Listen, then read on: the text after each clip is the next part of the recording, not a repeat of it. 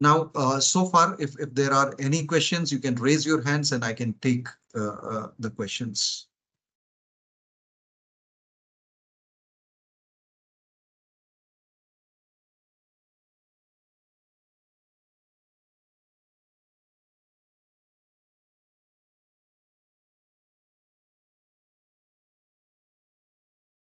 Excuse me, sir. Hello? Just a minute, just a minute. I'll call one by one. Give me a moment. I'll call the names one by one as they are appearing on the screen. Just give me a moment, please.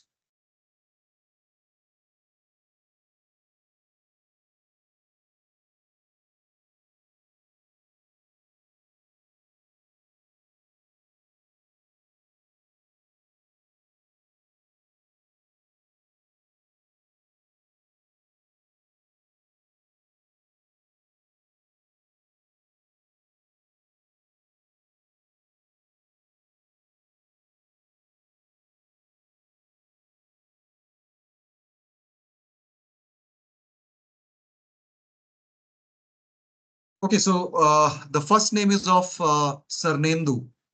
Sarnendu, your question? Good morning, sir. Yeah, good morning, Sarnendu. Tell me. I have a question. Those who take franchises, are they also called service sectors? Franchisee in the sense? Franchise in the sense means there are various franchises of Mia More and of cakes. Are they also called service sectors because No, no. they are See, also okay. So, for example, if we talk about the franchisee, like the cake shops, like for example, Monginis, let's take an example, right? Now, Monginis, there are shops that actually sell the cakes, right? But it comes from a central kitchen, right? Where all the cakes are made. So in that case, it will not be considered as a manufacturing unit. However, if there are individual bakeries, right, where they are actually, baking the cake within the shop, that might be, they are selling, like for example, in Mumbai, there is, this toasts or khari and all those things. If they are making that, they are manufacturing bread and they are selling, then those will come under, manufacturing. But please remember, whatever these units are, they must fulfill the requirements of the Z certification. So, sir, I am Sarnendu, means we have only first phase where we are only doing the manufacture and second phase is service sector. So I am just trying to ask that those who take franchises, are they also called service sectors? okay, so that's what I try to explain. So if someone takes franchisee of, let's say, Monginis, right, the example that I gave, or let's say someone takes franchisee of Haldiram, or basically Haldiram they have come up with restaurants also, right? Not the manufacturing plant. So for manufacturing, they don't give a franchisee, right? They are called co-packers. Now, McDonald's or Domino's, if someone takes franchisee, these will come under service sector because they are not basically manufacturing. They are service sector. They are providing service through these products. Understood? Okay, thank you. Yeah, you're welcome. Nishant, Nishant, your question, please. Yeah. Sir Z facilitator है जो होता है हाँ जी, वो एक ही company के साथ associate हो सकता है या मल्टीपल कंपनीज के साथ हो सकता है? नहीं, देखिए, अभी जो जेड फैसिलिटेटर है वो एक ही कंपनी के साथ एसोसिएट हो सकते हैं। ठीक है, तो अभी जो है इसको आप लोग सब ध्यान में रखें। ये आपने बहुत अच्छा क्वेश्चन किया है। ये आप सबको इसलिए हम इसको ऐसा कर रहे हैं कि आप सब जो हैं वो इसमें कोई कंफ्यूजन ना हो, कोई अननेसेसरी क्लेम्स या कॉन्फ्लिक्ट ना हो। ठीक है, so I think this is, I'll just repeat this in English. Nishant asked a question whether the Z facilitators can associate with multiple organizing partners or they have to work only with one organizing partner. So please remember, each Z resource, Z facilitator can work only with one organizing partner. You cannot associate or work with multiple organizing partners, right? So please remember this. You can only associate with only one organizing partner. One organizing partner. Yes, only one. Right.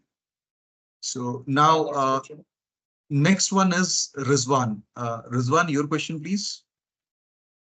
Sir, good morning, sir. Yeah, good morning. Sir मेरा question जो है अभी MSME जो ज्यादातर हम लोग इधर देखते हैं इंडस्ट्रियल एरिया में रहते हैं।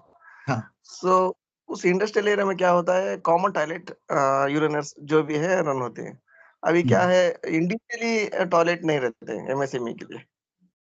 सो that time what can I do sir? Okay, तो सी अगर मल्टीपल नहीं है, जैसे for example when we talk about industrial area, तो कई बार ऐसा होता है एक ही बिल्डिंग में बहुत सारे यूनिट्स होते हैं, राइट? सो हाँ if sir, that is so, तो उसमें there is no problem if they have a common toilet. खाली उसमें आपको ये करना है कि आप पहले वो बिल्डिंग का बाहर से एक फोटो खींच लीजिए, so that assessor will come to know कि this is a industrial building or unit, right, where there are multiple small manufacturing guys, right? So then there would be no confusion. Otherwise, there would be a non-conformance that would be raised, right? So this is what you need to do. Take a photograph from outside where you can see the building. There is also, usually in these kind of industrial area, there are names of all the manufacturing units within that building or within that industrial premises. So what will happen is the system will come to know that, okay, there are multiple units. And then when you upload a photograph of a common toilet, that is acceptable. Right? Rejection chances ज्यादा रहते हैं sir. Same unit same location में रहते हैं और जो भी toilets हैं सेम लोकेशन में रहते हैं। सो लोकेशन सेम हो जाता है ना सर, इसलिए मैं पूछ रहा हूँ नहीं, सर तो इसीलिए आपको बता रहे हैं ना कि अगर आपने फॉर एग्जाम्पल आपने एक बिल्डिंग में 5 यूनिट्स को सर्टिफाई कराया, ठीक है, हाँ सर। लेकिन हर बिल्डिंग का जब आप सर्टिफिकेशन कराएंगे तो ओके हर यूनिट का तो पहले बाहर उसमें एक बिल्डिंग का फोटो लीजिए जिसमें सबके नेम बोर्ड सबके दिख रहे हैं, बिल्डिंग उसमें समझ में आएगा कि ये 5 यूनिट इसी बिल्डिंग में है, ठीक है। तो आप एक में आपने बाहर से बिल्डिंग का लिया, फिर उस यूनिट के गेट का एंट्रेंस का आपने लिया जहाँ पे उसका नेम बोर्ड है, उसका फोटो ले लिया। उसके बाद वो टॉयलेट कॉमन रहेगा, जियो टैगिंग कॉमन रहेगा, कोई प्रॉब्लम नहीं है। लेकिन अगर आप ये नहीं करेंगे तो कंफ्यूजन होगा, असेसर में रेज अ क्वेरी। ठीक, okay sir, thank you. Yeah, so Okay, thank you. now because Rizwan asked this question, I have answered this, but आप लोग सब एक चीज ध्यान में रखें कि जब हम क्वेश्चन आंसर के लिए whenever I open for the question answer sessions, तो जो हम कवर कर चुके हैं आप उस पे अगर कोई सवाल है वो पूछिए, क्योंकि बहुत सारी चीजें हम आगे डिस्कस करेंगे, राइट? तो अगर आपका कुछ प्रोसेस के बारे में, एविडेंस के बारे में है कोई भी सवाल, वो आप बाद में भी पूछ सकते हैं, ठीक है? So this will help us कि हम क्विकली जो है अपना टॉपिक टाइमली कवर कर सकें। So Rizwan, I hope your question is answered, right? Yes, sir. Yes, sir. Okay, yeah. Ibrahim, good morning sir. good morning. बताइए। सर आपने बोला कि हर एमएसएमई को ZDD ऐप डाउनलोड करना चाहिए, हाँ, उसी के फोन में जो प्रोसेस है वो करना चाहिए। तो कुछ एमएसएमई के पास स्मार्टफोन्स वगैरह नहीं रहता है सर ओके उस टाइम पे। ओके। तो देखिए, अगर किसी के पास स्मार्टफोन नहीं है, आज के टाइम में बहुत रेयर है, ठीक है, ये मैं मतलब बहुत ज्यादा रेयर है कि आप अगर 10 के पास जाएंगे तो हो सकता है 10 या 20 में से किसी एक के पास स्मार्टफोन नहीं होगा। आजकल तो आप ये जो मिल्कमैन है, जो आपका न्यूज़पेपर देने आता है, उसके पास स्मार्टफोन है, राइट? सो इट इज मतलब ऑलमोस्ट इम्पॉसिबल है कि किसी के पास नहीं है। लेकिन अगर आपने ऐसा एक्सपीरियंस किया तो एक चीज ध्यान में रखें, आप 100 यूनिट कर रहे हैं, उसमें से किसी एक के पास स्मार्टफोन नहीं है, 2 के पास नहीं, वो समझ में आता है। लेकिन ऐसा नहीं होना है कि 100 में से 20 के पास, 50 के पास स्मार्टफोन नहीं है, ठीक? तो ये चीज ध्यान में रखिए आप। सो मेक श्योर, क्योंकि अगर आप स्मार्टफोन से उसके डाउनलोड नहीं करवाते हैं ऐप, उसका कोई ईमेल आईडी नहीं है, तो ऐसे यूनिट को अगर आप इसमें सर्टिफाई भी कराते हैं तो अल्टीमेटली उसको उसके पास इंफॉर्मेशन नहीं पहुंचेगी ना सर्टिफिकेशन के बारे में, वो हमेशा आप पे डिपेंडेंट रहेगा। तो इसलिए आपको ये है, कहीं रिमोट एरिया में ऐसा कुछ मिला once in a while, that is okay, but otherwise I don't think कि ये बहुत कॉमन नॉर्म है कि लोगों के पास स्मार्टफोन नहीं होगा, बहुत रेयर होगा। अगर रेयर है, we will understand that, we will accept that, but ये रूटीन नहीं होना चाहिए, ठीक है इब्राहिम? जी sir, ji sir. Okay, so I'll move further. Ashish, your question please. Good morning sir. Yeah good morning. Sir मैं ये कह रहा था, जैसे जो दूध डेयरी वाले हैं जो जैसे पनीर का भी करते हैं, मिठाई भी करते हैं, बेचते भी है, तो वो इसमें आ सकते हैं कि नहीं, एलिजिबल है कि नहीं? नहीं, मतलब यूजुअली जो लोग छोटी छोटी डेयरी, जैसे जो दूध एक टैंक रख लिया है और उसमें दूध भर के रखते हैं हाँ और वो छुट्टा बेचते हैं, मिठाई। रिटेल में बेचते हैं, या पनीर रखा है उन्होंने थोड़ा दही, तो ये मैन्युफैक्चरिंग में हाँ, नहीं आएंगे, ये सर्विस प्रोवाइड कर रहे हैं, क्योंकि ये वहीं पे नहीं बनाते हैं। ठीक है, दूध जो है उनके पास कहीं टैंकर में से आता है, वो अपने टैंक में ट्रांसफर कर लेते हैं और वो लोगों हाँ, को रिटेल में छुट्टा बेचते हैं। तो ये लोग मैन्युफैक्चरिंग में नहीं आएंगे। ठीक है, हाँ। ओके सर, या थैंक यू। या welcome. Rajesh Kumar. Sir, my question is, who is making bricks like Bhata? We used to call in Hindi Bhata, bricks Bhata. They come from that MSMEs, right? Yeah, they do come, but only thing is, see, they may not be able to fulfill the requirements of Z, right? So unless they are into into a kind of structure or into a facility where they are adding value, right, in terms of proper process, proper systems, fulfilling all the requirements, then only you will take them for Z. Because see, what happens is many a times these guys are into an open field, right? They will have a lot of the soil and all they will use, and they will have a furnace, and that's it. They don't have any other process or system. So in that case, even if you approach them, you will see that they will not have fire extinguishers. They will not have personal protective equipment. Probably they'll not have the toilets, right? So in that case, even if they Sir, register, they will not actually, qualify for they have Z separate certification. toilet, separate office. In office room, they can use the extinguishers and all, right? No. So Office if they room. have office room, but still, that's what I'm saying. See, technically, if we look at the requirement, what I'm saying is technically they may fall under this category, but if they are not able to fulfill the requirements of Z, then they will not be Okay. eligible, right? There are multiple requirements. They need to have their trainings done. They need to have fire extinguishers. They need to have PPE kits. They need to have the delivery records, right? So if they are able to fulfill all these requirements, then probably you can go ahead with them. But otherwise, if you think that they will not be able to fulfill one or two requirements, then ultimately non-conformity will be raised and it will remain open and they'll not be able to close. So what you will end up doing is you'll spend your energy and efforts, but it will not lead to results. Okay, so be careful in doing that. Approach the right guys who can get certified. Certainly, certainly, sir. And one more thing, Yeah. the vendors like who all does vegetable business through trains and local trains and all, they comes under MSMEs. No, vegetables means this comes under agriculture stuff. Okay, so see, for all of you, please remember there's a document called NIC classification, that is National Industrial Classification. Okay, there is a document.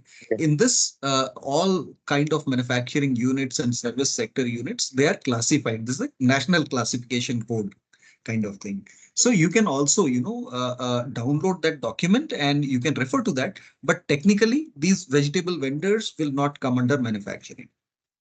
Not only vegetables, I'm calling about fruits like mango. Yeah. They are Even exporting it they to will not come. They will not come. They will not come. Oh, okay, sir. Thank you, sir. Yeah. Nothing else. Okay. Pradeep Kumar. Sir good morning. Yeah, good morning. मेरा ये sir हाँ. जैसे suppose उद्यम registration में एक XYZ company है, इसके दो अलग अलग लोकेशन पे दो प्लांट है। हाँ. मे भी हो सकता है सेम प्रोडक्ट ही अलग अलग प्लांट पे प्रोडक्शन कर रहे हो, या फिर हो सकता है वो डिफरेंट प्रोडक्ट भी प्लांट पे अपना मैन्युफैक्चरिंग कर रहे हैं, लेकिन कंपनी नेम एक ही है, उद्यम नंबर एक ही है और ऑनर जो है उसका वो भी एक ही है। तो अगर वो कहता है कि हमें दोनों प्लांट का अपना जेड सर्टिफिकेशन करवाना है, तो क्या ये पॉसिबिलिटी है कि हम दोनों का कर पाए? हाँ, ये पॉसिबिलिटी है। देखिए, खाली इसमें दो चीजें आपको ध्यान में रखनी होंगी। एक कि उद्यम तो मान लीजिए कॉमन हो सकता है, एक ही उद्यम हो सकता है, एक ही ओनर हो सकता है, लेकिन उसकी मल्टीपल यूनिट्स हो सकती है। ठीक है, 2 या 3 फैक्ट्री, 5 फैक्ट्री, 10 फैक्ट्री हो सकती है। तो आपको ये ध्यान में रखना है कि कंपनी जो है उसका एड्रेस अलग होना चाहिए। ठीक है, ऐसा नहीं हो कि एक ही उन्होंने शेड ले लिया, एक ही गाला ले लिया और उसी में वो 3 अलग अलग प्रोडक्ट बना रहे हैं और वो कह रहे हैं कि ये 3 अलग अलग कंपनी है, वैसा नहीं होगा। तो यदि उद्यम पे वो उनकी जितनी भी फैक्ट्रीज हैं, यूनिट्स हैं, वो अलग अलग एड्रेस के साथ अगर रजिस्टर्ड हैं, तो उनको आप सर्टिफाई अलग अलग करवा सकते हैं। तो उनका प्रोसेस तो रजिस्ट्रेशन का वो तो एक ही सिंगल प्रोसेस होगा। नहीं, देखिए आपको हर यूनिट को अलग अलग, जैसे कि उद्यम में जब आप जाएंगे, जब उद्यम आप ऑलरेडी जेड पे काम कर चुके हैं, जी जी जी। तो जब आप उद्यम नंबर और मोबाइल नंबर डालते हैं तो आपके सामने उस यूनिट की सारी डिटेल्स आ जाती हैं, राइट। उसमें उसका नाम आ जाता है, उसमें अगर उसकी यूनिट्स सिर्फ एक यूनिट है तो एक ही यूनिट नजर आएगी, अगर 3 यूनिट है तो 3 अलग अलग नजर आएंगी, और अगर उनमें पता अलग अलग है तो आप उनको सबको रजिस्टर कर सकते हैं, लेकिन एक एक करके करना पड़ेगा, आप एक ही साथ नहीं कर पाएंगे। तो पहले एक यूनिट को ओके रजिस्टर करिए, फिर दूसरे को करिए, फिर तीसरे को करिए। Okay okay sir. या सती बाबू। Good morning, sir. या good morning. Sir, actually, what is difference between with the JED facilitator certificate holder and without JED facilitator certificate holder, sir? No, see, Difference. I didn't get your question very clearly. Can you repeat it?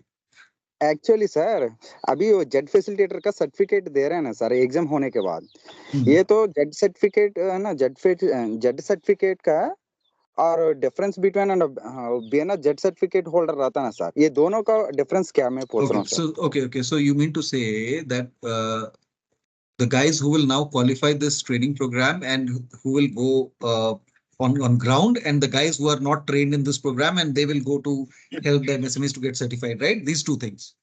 हाँ sir. हाँ, तो इसमें देखिए, इसमें basically now it will be only the guys who have attended this training program and who have passed the examination, only they will be able to work with the organizing partners. Those who do not attend this training program, those who do not qualify this training program, now onwards, they will not be able to work with organizing partners under this scheme. Okay, so that is the basic difference. अच्छा, मैं क्या सोच रहा हूँ sir, अभी gold certificate करने time में ये कंसल्टेंसी का ये को प्रोफाइल अपलोड करना पड़ता ना, जैसे ये ब्रॉन्ज सर्टिफिकेट करने वाले को कुछ आईडी पासवर्ड जैसा कुछ देता है क्या, ऐसा मैं सोच के वो क्वेश्चन पूछा सर। नहीं, देखिए गोल्ड सिल्वर का भी जो है अभी सभी में आईडी तो जनरेट होता ही है, ठीक है, लेकिन आपको खाली ये है कि अभी आप लोग जो ट्रेनिंग प्रोग्राम में यहाँ पे आए हैं, आज के बाद सिर्फ जो लोग ये ट्रेनिंग प्रोग्राम अटेंड किए हैं, ये लोग ही, चाहे वो ब्रॉन्ज हो, सिल्वर हो या गोल्ड हो, उसमें ये लोग ही यूजुअली जा सकते हैं, स्पेशली ब्रॉन्ज के लिए, राइट। सिल्वर और गोल्ड में there are other organisations also that might get, जैसे असेसमेंट एजेंसीज हैं, उनके क्लाइंट्स है, वो उनको भी लेकर आ सकते हैं, राइट। बट ब्रॉन्ज के लिए जो ऑर्गेनाइजिंग पार्टनर के साथ जो लोग काम करेंगे, अब ऑर्गेनाइजिंग पार्टनर के साथ वो सिल्वर गोल्ड के लिए भी काम कर सकते हैं, लेकिन जो भी ऑर्गेनाइजिंग पार्टनर के साथ काम करेंगे, जैसे आप लोग हैं, तो बिना इस ट्रेनिंग के, बिना इस एग्जाम को पास किए आप नहीं काम कर पाएंगे आगे। अच्छा अच्छा, ठीक है, thank you sir. You welcome. Sarnendu. I have a small question, that is, I have heard that we get paid when we fill out each forms, correct? Hello? Okay, so is that all that you heard or there's something more? No, just a simple question. We get paid according to the forms. So I want to ask that by decision from their account, so how will we get paid? That's it. Okay, see, basically, I'll tell you, I don't know what kind of agreement you get into with your organizing partner. Okay, so they might, give you on filling a form or something, but for the organizing partners, Quality Council of India, we make the payment to them only once an MSME is certified. Okay, if MSME is certified, then only they get the payment for that particular MSME. If someone has registered but not completed the certification, no payment is made. That is the terms and condition. Yeah. At that, but I want to know that we get paid if we do the ID from our side, correct? Yes. So we register from their mobile. So how will we get paid? No. See, so it's not that it's your mobile that captures the details. What happens is, if you register through their mobile, right? What happens is there is a Z ID that gets generated, right? For every MSME that gets registered on Z, there is a unique Z ID. So when you help someone register and get certified, what you have to do is you have to note down that Z ID. You'll have to ask, like, for example, it would be the email ID of the MSME, right? So you say that, okay, you got registered. Now you'll get the Z ID on your email ID. And that is where you have to, take that ZID and share it with your organizing partner or the guy, the company that you're working with. And that is what they will share with us. So it's not that if you are not, using your own mobile, you will not get the claim. You can get the claim because ZID is unique to the MSME, and that is the number that you need to note down. Sir, may I know that where the ZID we will get the ZID? Means in their email or in their phone via? It will be in the email. So, Sarnendu, we will go through the process of application, right? Registration process. So during that process, I will explain you where this ZID comes in. Okay, so sir, just thank wait you. for some time. Yeah. Okay, so next one is Amrit Reddy. Amrit, Yes, good morning, sir. good morning. Tell me. My question was, when we are visiting the MSME units, most of the cases, the MSME owners or who are the sole proprietors, they are not available in the units. They are mostly there in outstations or in their other trips. They are Okay. on business trips. So mostly we are having only availability of their manager, MDs or any supervisors or managers or accountants. We are getting availability. So in that case, what we should do, sir? No, see, For the so mail IDs, the photos uploaded. okay, so see, there, what do you do currently? See, there are two things, right? One is if the owners are not there or decision makers are not there, probably they will ask you to come back again, right? Second way is there may be some manager or some senior person. So when you explain them and you find them that they have got convinced, so you can ask them to, whether they are authorized. See, one thing is like owner may be traveling or he may be out of the town or he may not be at the unit, but he has authorized a particular representative, right? It's not necessary that the owner will be there. There may be a general manager or there may be a CEO or someone who can take the decisions. So if that person is there, it's fine. If not, then you can ask them that can you connect me to your boss or the owner so that I can talk to him and explain him about the things, right? So that is how you'll have to do. Otherwise, if they are not there and they say that without them you cannot proceed, then you'll have to follow what they say. So I hope I answered your question, Amrit. Regarding mail ID, sir. Regarding mail ID, we should use no. In that case. No, so they will provide the mail ID. See, there are two things. One is it can be individual's mail ID, right? Or it can be company's email ID. There are two things, right? One is like, for example, I have my personal email ID, which is on Gmail.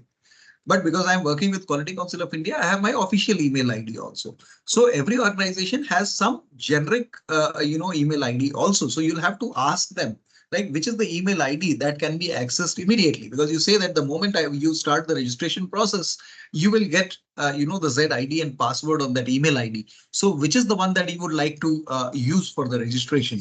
So if they say it is my owner's, only that has to be done. So you'll have to tell them that, okay, you'll have to talk to your owner and you'll have to ask him that please share the ZID and password the moment it comes, right?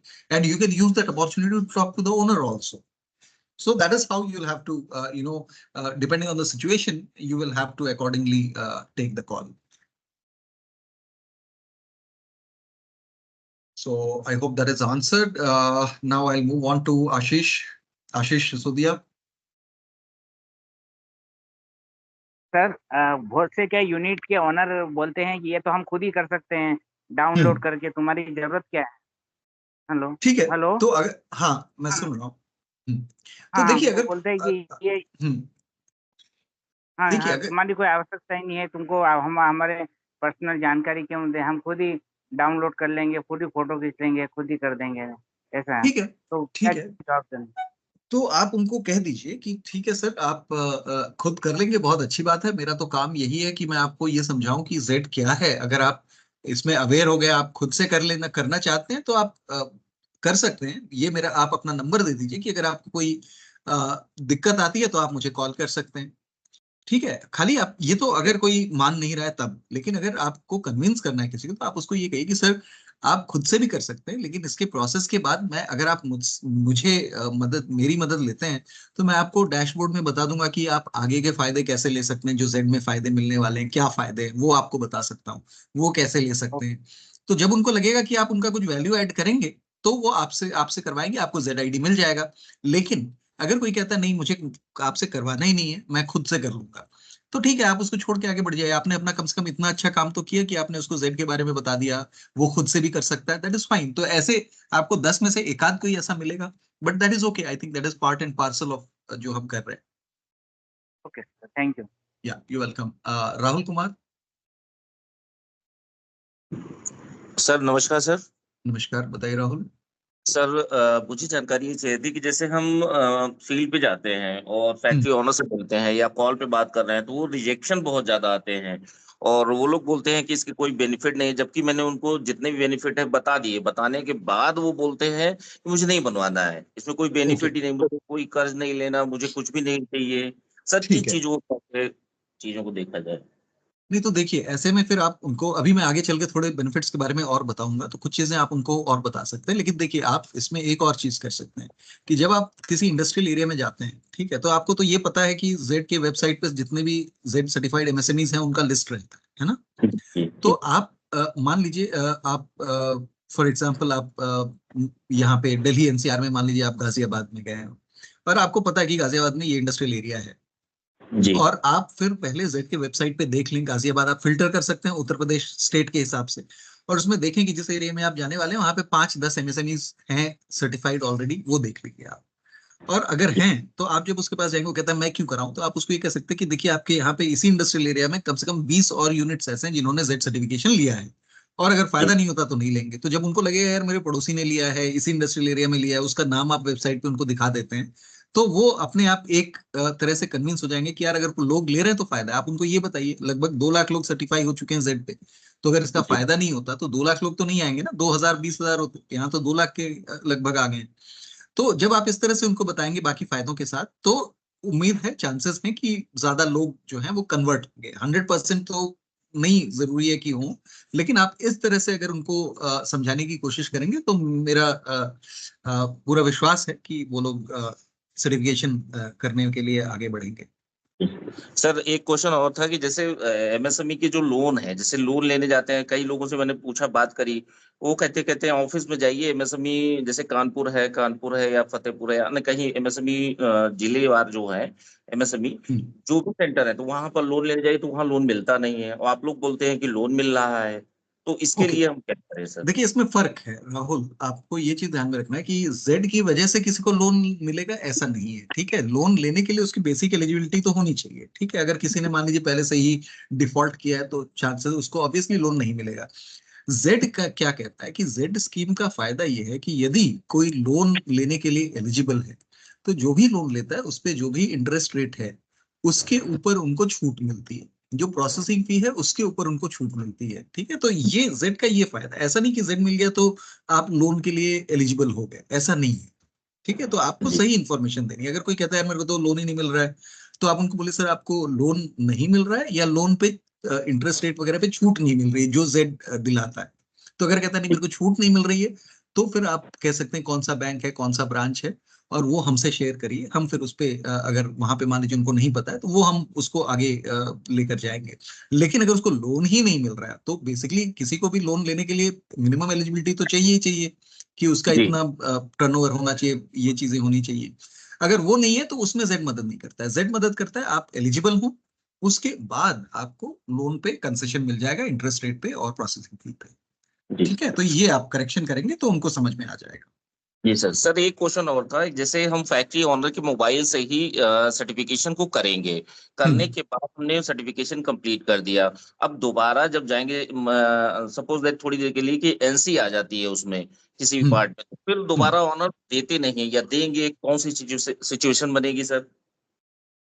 नहीं देखिए, तो अगर आप उसके पास app है तो देखिए, अगर आपने उसको अच्छी तरह से समझा के किया, जैसे कि मैंने आपको बताया कि आप लोगों का काम ये है कि आप उनको समझाएं कि फायदा क्या है, इसके रिक्वायरमेंट्स क्या है, उनको ये सब जब चीजें बताएंगे तो उनका आपके ऊपर एक विश्वास आएगा, ठीक है। तो उनके ऐप पे आप कराते हैं तो आप अगर आप अगले दिन देखिए कि वेबसाइट पे उनका नाम आया या नहीं आया, या वेबसाइट छोड़ दीजिए, एक जब हम सेल्स में रहते हैं या किसी भी कस्टमर सर्विस में रहते हैं, तो एक बहुत इंपॉर्टेंट चीज होती है कि हम एक रिलेशन डेवलप करें, राइट। तो जब आपने सर्टिफिकेशन मान लीजिए उसको प्रोसेस करवा दिया, आप अगले दिन या 2 दिन के बाद आप उनको फोन कर ले, सर आपका सर्टिफिकेशन उम्मीद है हो गया होगा।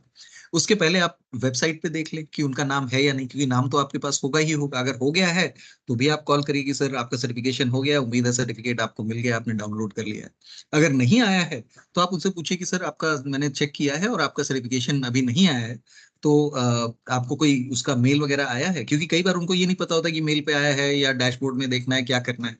तो जब आप उनसे इस तरह से पूछेंगे और उनको लगेगा कि आप उनके फायदे के लिए तत्पर हैं, तो वो आपसे कोऑपरेट करेंगे। ठीक है, कुछ एक केसेस ऐसे होंगे जो मे बी नहीं करेंगे cooperate, but majority of the cases जब आप इस तरह से उनसे बात करेंगे, आप उनके साथ जब पहली बार मिलेंगे, आपको पहली बार मिलते हैं तो ऐसा इंप्रेशन बनाना है कि हाँ वो बंदा आपके ऊपर ट्रस्ट कर सके, और ट्रस्ट करेगा तो फिर मुझे नहीं लगता है कि ये सब दिक्कतें बाद में आएंगी, जब उसको लगेगा कि आप जेन्युइनली उनके फायदे के लिए कर रहे हो। क्योंकि ना तो आपको उनसे कोई पैसे लेने हैं, ना आपको कोई उनसे पैसे मिल रहे हैं। आप वहां जा रहे हैं उनको ये बताने की जेड आप सर्टिफिकेशन लीजिए और इससे आपको इतने लाख का फायदा सरकार की तरफ से मिल रहा है, तो आप तो उन्हीं के फायदे के लिए जा रहे हैं ना। तो एक बार अगर आप विश्वास उसका पा लेते हैं तो मुझे नहीं लगता ये दिक्कतें आएंगी। जी, thank you so much sir. Welcome Rahul. Ashish Kashyap.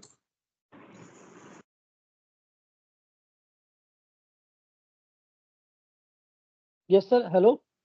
हाँ आशीष बोलिए। Yes good afternoon sir. Good afternoon, बताइए आशीष। सर मेरा एक बेसिक सा क्वेश्चन था कि जैसे हमारे पास ये ट्रेनिंग के लिए लिंक आया था, तो हाँ उसमें दो ऑप्शन उसमें दो ऑप्शन थे कि आप फ्रीलांस वर्क कर रहे हैं या किसी कंसल्टेंसी के थ्रू वर्क कर रहे हैं। तो मैं सर लास्ट 1 ईयर से जेट का वर्क कर रहा हूँ फील्ड में, ओके बट मेरे से अनफॉर्चुनेटली मेरे से उसमें फ्रीलांस सबमिट हो गया। ओके। इस, इसमें कुछ मेरे को मिल सकता है हेल्प वगैरह? नहीं देखिए, इसमें कोई दिक्कत नहीं। जैसे अगर मान लीजिए आपने फ्रीलांसर करके हेल्प कर दिया, लेकिन आप किसी के द्वारा नॉमिनेट किए गए हैं, तो कोई दिक्कत नहीं है। आप उनके साथ आप फ्रीलांसर ही हैं, वो हम रिकॉर्ड में देख लेंगे। आप किसी भी ऑर्गेनाइजिंग पार्टनर के साथ जिनके साथ भी आप जुड़े हुए हैं, अल्टीमेटली वो हमारे रिकॉर्ड में आ जाएगा। ठीक है, तो आप उसके लिए परेशान मत होइए, वो उससे कोई दिक्कत नहीं होगी। एक्चुअली मेरी जब मैंने सबमिट किया तो मेरी जहाँ से मैं जिस कंसल्टेंसी से मैं वर्क कर रहा हूँ, उन्होंने मेरे को कहा है कि अगर आपने फ्रीलांस सबमिट कर दिया है तो आप सीधे डायरेक्ट सर्वेयर के रूप में काम करेंगे, हमारे साथ वर्क करने में प्रॉब्लम होगी आपको। नहीं नहीं नहीं, ऐसा कुछ नहीं। देखिए, अगर कोई फ्रीलांसर भी आता है तो ऐसा नहीं है कि वो इंडिविजुअली काम कर सकता है। फ्रीलांसर जो भी आएगा, फ्रीलांसर का मतलब ये है कि कोई आ रहा है, वो जेड पे काम करना चाहता है, लेकिन इस ट्रेनिंग के बाद जब उसको ये सर्टिफिकेट मतलब ये एग्जाम क्वालिफाई कर लेता है, तो वो एलिजिबल हो जाता है किसी भी ऑर्गेनाइजिंग पार्टनर के साथ जुड़ के जेड पे काम करने के लिए। इंडिविजुअली नहीं कर सकते हैं। ठीक है, तो उनको आप बताइए कि ऐसी कोई बात नहीं है। उनको अगर कोई दिक्कत है, कोई शक है फिर भी, तो वो हमारे टीम से बात कर सकते हैं। क्योंकि सर मैं लास्ट 1 ईयर में कम से कम 1500 सर्टिफिकेशन कर चुका हूँ लगभग। That's very good. तो आप बिल्कुल परेशान मत होइए, उनको बता दीजिए। अगर उनको फिर भी लगता है तो वो जेड टीम के साथ बात कर सकते हैं। आलोक जी हैं, उनसे बात कर सकते हैं, या हमारे और भी नंबर्स हैं उनके पास, हमारे स्पॉक का नंबर तो होगा ही अगर वो हमारे साथ जुड़े हुए हैं, तो वो बात कर लें, उनको हम क्लैरिफाई कर देंगे। Okay sir, thank you sir, thank you. You are welcome. Ashish. Mahesh, आपका सवाल मैं लेने के पहले मैं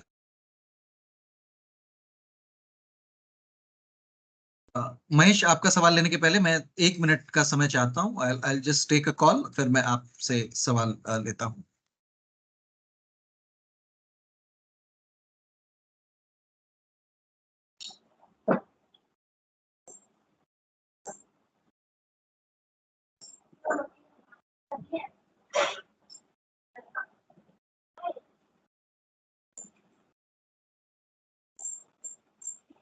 hello.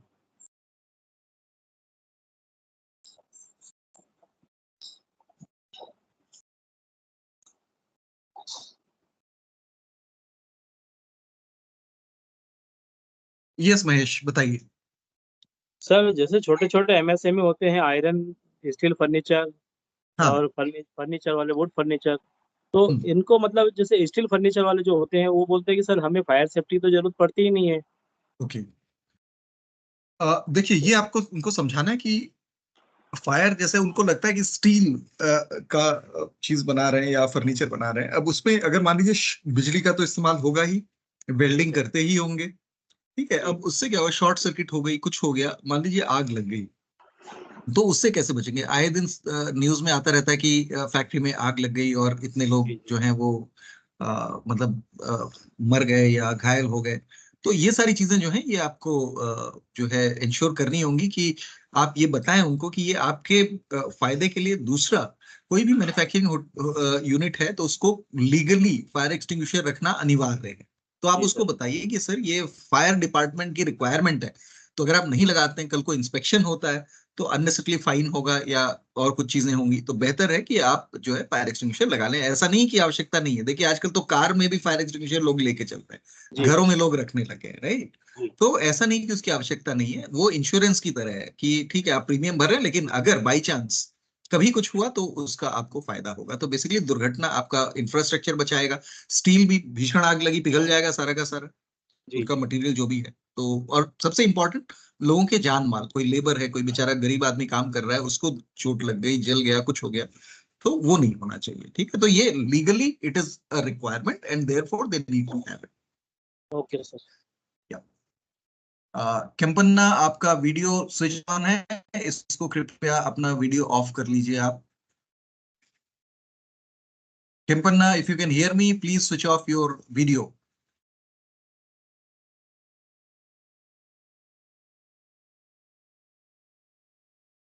Okay, so Aman Dubey. Sir जी सर, नमस्ते। नमस्ते, बताएं। सर अभी हम एक एमएसएमई जेट लाइसेंस एक फैक्ट्री को बना के देते हैं सर। जेड लाइसेंस नहीं, जेड सर्टिफिकेशन है। हाँ वही सर, बना के देते हैं ना सर। हाँ। तो क्या करते हैं कि 4 लोग से बात करते हैं कि मेरे पास ये लाइसेंस है, ये सर्टिफिकेट है, वो क्या बोलते हैं। वो 4 लोग से बात करने के बाद फिर हम लोग को फोन करते हैं वो लोग, किससे हम लोग को प्रॉब्लम होगा आगे हमारे बिजनेस में। अभी बेंगलोर में क्या हुआ कि 33% टैक्स देना पड़ रहा है ना सर। तो लोग क्या करते हैं कि मुझे कैंसिल करके दीजिए लाइसेंस करके बोलते हैं, मुझे सर्टिफिकेट नहीं चाहिए, मुझे कैंसिल करके दीजिए। तो हम लोग क्या कर सकते हैं सर उसके लिए? नहीं, देखिए अमन, पहली चीज जेड जैसे है, ये आप करेक्शन हमेशा रखिए कि सर्टिफिकेशन है, ठीक है, ये वॉलंटरी सर्टिफिकेशन है, और इसकी वजह से कोई किसी के ऊपर टैक्स लगेगा ऐसा नहीं है, ठीक है। ये ना तो इसकी वजह से उसके ऊपर कोई एक्स्ट्रा सरकार की तरफ से फोरसाइट होगा या ओवरसाइट होगा, ऐसा कुछ भी नहीं है। जेड सर्टिफिकेशन एमएसएमई के फायदे के लिए है, यानी कि उनको एक रिकॉग्निशन मिलता है, भारत सरकार का एक सर्टिफिकेट मिलता है कि उनकी प्रोसेस और सिस्टम जो है वो Z zero defect zero effect practices के आधार पे है, और उससे उनको कई लाख रुपए का सरकार की तरफ से फायदा मिलता है। तो आपको उनको ये बताना है, आप उनको ये बताइए कि आप किसी से भी बात कर लीजिए, मतलब जैसे मैंने आपको बताया कि पहले आप उनको समझाइए कि करीब 2 लाख लोग जेड सर्टिफाइड हैं, राइट। अगर ऐसी कोई दिक्कत होती तो इतने लोग नहीं आते यहाँ पे। फिर आप उनके एरिया में, उस इंडस्ट्रियल एरिया में वेबसाइट पे देख लीजिए कितने यूनिट्स हैं, आप बताइए, और उनको समझाइए कि जेड की वजह से कोई आपके ऊपर टैक्स नहीं लगने वाला है। दूसरा, जेड कंपलसरी भी नहीं है, ऐसा नहीं है कि मैंडेटरी है कि आपको जबरदस्ती लेना है। तो अगर आप लेना चाहते हैं ठीक है, लेकिन इससे आप उनको फायदा समझिए, इसके लिए कोई नुकसान नहीं है इसको लेने से, राइट। कोई टैक्स वैक्स का कोई चक्कर जेड की वजह से नहीं होने वाला है। तो ये आप उनको क्लियरली समझाइए, और मेरे ख्याल से उसके बाद वो समझ जाएंगे। जी sir, ji sir, thank you. Okay, you welcome. Doctor Mridul. Good morning sir. Yeah बताइए। सर जैसा कि अभी मैं कुछ देर पहले एक भाई सवाल कर रहे थे, बहुत अच्छे सवाल थे और काफी प्रैक्टिकली उन्होंने देखा, तो मेरे सामने भी वो सवाल कई बार आए। मैं यूपी बस चंडीगढ़ से बात कर रहा हूँ। तो कुछ क्लाइंट बात करते हैं, कुछ कस्टमर की बात करते हैं, कुछ एमएसएमई ये पूछती हैं कि कितनी छूट मिलेगी लोन में, तो क्या उनका क्राइटेरिया हमको बताना है? नहीं, लोन पे कितनी छूट मिलेगी उनको, जी, ये सवाल है। तो देखिए, आप अगर जेड के वेबसाइट पे आप जाएंगे तो वहां पे आप ये देखेंगे कि हमारा एक जेड का ब्रोशर है, ऊपर से अगर आप उसमें बेनिफिट्स वाले कॉलम पे जाएंगे तो वहां आप देखेंगे करीब 17 बैंक हैं जिनका नाम दिया हुआ है, जिन लोगों ने जेड सर्टिफाइड एमएसएमईज के लिए कंसेशन, ये छूट दी हुई है इंटरेस्ट रेट पे और प्रोसेसिंग फी पे। तो सबका अलग अलग वेरी करता है, राइट। तो जैसे फॉर एग्जांपल अगर हम बात करें एयू स्मॉल बैंक, तो अगर गोल्ड सर्टिफाइड कंपनी है तो वो 2.25% तक का लोन पे इंटरेस्ट रेट पे कंसेशन देते हैं। तो हर बैंक का, सिल्वर पे है थोड़ा कम देंगे, तो हर बैंक का अलग अलग है। तो यदि कोई चाहता है तो एक चीज मैं जब आप लोगों को वेबसाइट दिखाऊंगा तो उस पर आप लोगों को ये भी दिखाऊंगा कि आप कहाँ से वो डॉक्यूमेंट डाउनलोड कर सकते हैं, ताकि उसमें आपको वो रेडी रेफरेंस रहेगा। और किसी को चाहिए तो वो लोग, आप जब किसी एमएसएमई के पास जाते हैं उनको आप व्हाट्सएप भी कर दीजिए कि इसमें आपके सारे फायदे, जेड के प्रोसेस, सब कुछ लिखा हुआ है, और वो वहां प्रत्यक्ष देख सकते हैं, ठीक है। तो इससे कोई कंफ्यूजन नहीं रहेगी। ओके। उसके अलावा सर एक सवाल ये भी है कि जैसे लगभग 60 से 70 ऑलरेडी एक ही जगह पे हमने किए हैं सर्टिफिकेशन, मतलब एक एरिया है लगभग 70 गेटॉक्स हमने किए हैं वहाँ। उसके बावजूद भी वहाँ बताने के बावजूद कि देखिए आपके आसपास इतने लोगों ने कराया है, इसके बहुत सारे बेनिफिट्स हैं, तब भी लोग कुछ ऐसी बातें करते हैं कि गवर्नमेंट फालतू में पागल बना रही है, इसका कोई फायदा नहीं है। और अभी BIS आ चुका है, BIS में इतना सारा पैसा हमसे ये लोग ले रहे हैं, तो उस कंडीशन में क्या हमको जवाब देना है? BIS ऑलरेडी मार्केट में है सर।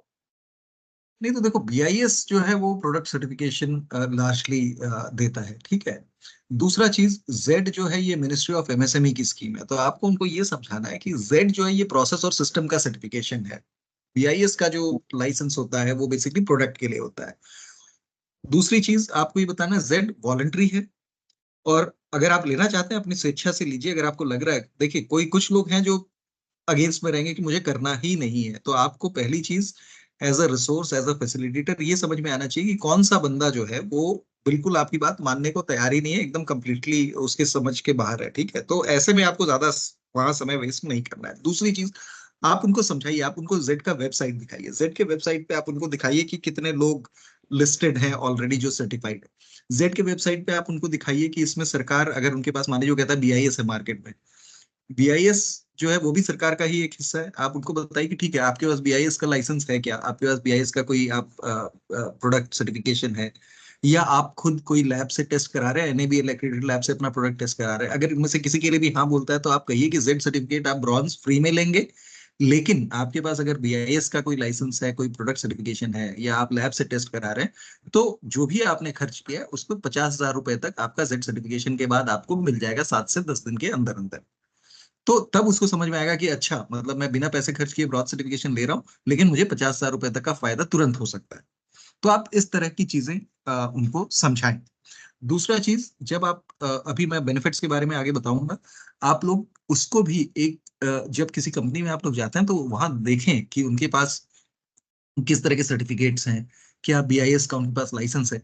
तो आपके लिए एक पिच तैयार हो जाएगी कि अच्छा, आपके पास इस तरह का सर्टिफिकेट है, और जेड का एक पहला फायदा है कि आप सर्टिफिकेशन जैसे ही जेड का लेते हैं ब्रॉन्ज बिना पैसे के, आपको 50,000 रुपए तक जो है आपने जो खर्चा किया है ये सर्टिफिकेट लेने के लिए वो भी मिल जाएगा। तो इससे एक तुरंत उनके लिए एक पुल फैक्टर क्रिएट हो जाता है, वो तुरंत बोलेगा कि अच्छा भाई करवा दो, ठीक है। तो दूसरा, जैसे जैसे लोग ये फायदा लें, अगर आपके जो आपने जिनको सर्टिफाई कराया है, तो उनसे एक संपर्क बनाए रखें। जैसे किसी ने मान लीजिए 10 दिन बाद किसी ने ले लिया, उसको ये फाइनेंशियल बेनिफिट मिल गया 50,000 का, तो आप एक लिस्ट बना लीजिए कि इन इन लोगों को ये बेनिफिट मिला हुआ है, ताकि जब अगली बार जैसे कोई ये इस तरह का बंदा मिले कि यार ये तो पागल बना रहे हैं या बेवकूफ बना रहे हैं, आप उनको बोले सर मैंने इतने लोगों को सर्टिफाई करा है, इसमें से ये 10 लोग हैं, इनको 50,000 रुपए मिल गए, 7 से 10 दिन के अंदर, आप चाहिए तो मैं आपकी बात करा देता हूँ, ठीक है। तो जब आप इस तरह की चीजें करेंगे तो अपने आप लोगों का कॉन्फिडेंस बढ़ेगा। और जेड, आपको ये विश्वास होना चाहिए कि जेड जो है ये वाकई में हमारी MSMEs के इंप्रूवमेंट के लिए, सरकार इसके प्रति प्रतिबद्ध है कि हमारी MSME जीरो डिफेक्ट के मार्ग पे बढ़े और चैंपियंस बने। तो एक बार ये जो आप खुद आत्मविश्वास है आपका, आत्मविश्वास के साथ आप बात करेंगे, एविडेंस के साथ आप बात करेंगे, तो कोई भी जो है वो जरूर मानेगा। फिर भी एक आध दो केसेस तो जरूर ऐसे होंगे जो बिल्कुल आप कुछ भी कर रहे हैं वो नहीं मानेंगे, बट दैट इज ओके आपके। लेकिन अगर आपका सक्सेस रेशियो बढ़ता है इससे, तो व्हाई नॉट। जी। सर उसके अलावा एक हमारे मृदु, पास थोड़ा जोर से बोलेंगे, आपकी आवाज थोड़ी इको भी हो रही है, तो if you can speak a little louder. तो सर उसके अलावा एक ये था कि एक हमारे पास छोटा सा एक लीफलेट टाइप का भेजा हुआ था, सॉफ्ट कॉपी, जिसमें कुछ बेनिफिट्स का जिक्र किया था। जिसमें एक बेनिफिट है कि कई सारे डिपार्टमेंट्स हैं जिनमें आपको फायदा मिलता है, जैसे quality council of India, MSME development institute, bureau of India standard, state government, MSME implement agencies and industries association. तो इनके जो फायदे हैं वो अलग अलग फायदे होंगे। नहीं, ये कहाँ से, मतलब ये जेड से रिलेटेड है या कोई और कुछ है ये? रिलेटेड है जेड। इसमें जेड मेरे पास में एक उसका सॉफ्ट कॉपी है, मैं भेजूंगा आपको। अगर आप देख के उसमें बताइएगा कि ये ठीक सारे है, इसमें जो आपको मेल वगैरह आया ना, आप उसको भेज दें एक बार, फिर हमारी टीम डिस्कस करेगी। क्योंकि ऐसा नहीं है कि जैसे क्वालिटी काउंसिल ऑफ इंडिया से जेड स्कीम में क्वालिटी काउंसिल ऑफ इंडिया से कोई अलग से फायदा नहीं है, ठीक है। टूल रूम्स या इन लोगों से कोई अलग से फायदा नहीं है। जेड में सिर्फ वही फायदे हैं जो जेड के वेबसाइट पे दिए गए हैं, उसके अलावा कोई अगर क्लेम करता है कि इस डिपार्टमेंट से ये फायदा मिल जाएगा, उस डिपार्टमेंट से ये फायदा मिल जाएगा, तो वो सही नहीं है। आप वेबसाइट पे पहले कंफर्म कर लें, अगर उसमें नहीं है तो आप मान के चलें कि वो ऐसे ही गलत इंफॉर्मेशन दे रहा है। ओके, लेकिन उसके ऊपर सर जेड का टैग लगा हुआ है जिसमें ये बता रहे हैं कि अगर आप जेड का सर्टिफिकेशन करा लेते हैं तो इन सारे डिपार्टमेंट्स में आपको नहीं बेनिफिट देखिए, मिलेगा। आप टैग तो कोई भी लगा लेगा, वो एक गलत इंफॉर्मेशन फैला रहे हैं इस तरह के। तो आपके पास अगर इस तरह की कोई भी जानकारी आती, बिकॉज आप लोग जेड पे काम कर रहे हैं, तो आप लोग इस नेशनल इंपॉर्टेंस वाली स्कीम पे काम कर रहे हैं, आप इससे जुड़े हुए हैं, तो अगर आपको कोई भी ऐसी इंफॉर्मेशन मिलती जो आपको लगती है कि गलत है या डाउटफुल है, वो जरूर हमारे साथ शेयर करें ताकि हम उस पे एक्शन ले सकें, बाकी लोगों को अलर्ट कर सकें। ठीक है, बिल्कुल। बाकी बीआईएस का जो था उसमें भी एक क्वेश्चन ये आया था मेरे सामने कि बीआईएस अगर हम कराते हैं तो मतलब अगर हम जेड कराते हैं तो क्या हमें बीआईएस में कोई छूट मिलेगी? नहीं, उसपे छूट नहीं मिलेगी, लेकिन अगर वो बीआईएस का कोई लाइसेंस लेते हैं, आप कोई प्रोडक्ट सर्टिफिकेशन लेते हैं, तो जो भी उस पर खर्च करेंगे उस पर अप टू 50,000 रुपीज जो है उनको रिम्बर्स हो जाएगा, उनके अकाउंट में क्रेडिट हो जाएगा। तो इन अ वे उसको आप चाहे छूट मान के चलें या चाहे रिम्बर्समेंट, अल्टीमेटली 50,000 रुपए तक का तो फायदा उनको होगा ही। ओके, या ठीक है sir, thank you. You're welcome, Mridul. Now, before I take next question, just give me a moment, please. थोड़ा मुझे समय दीजिए अगला सवाल लेने के पहले।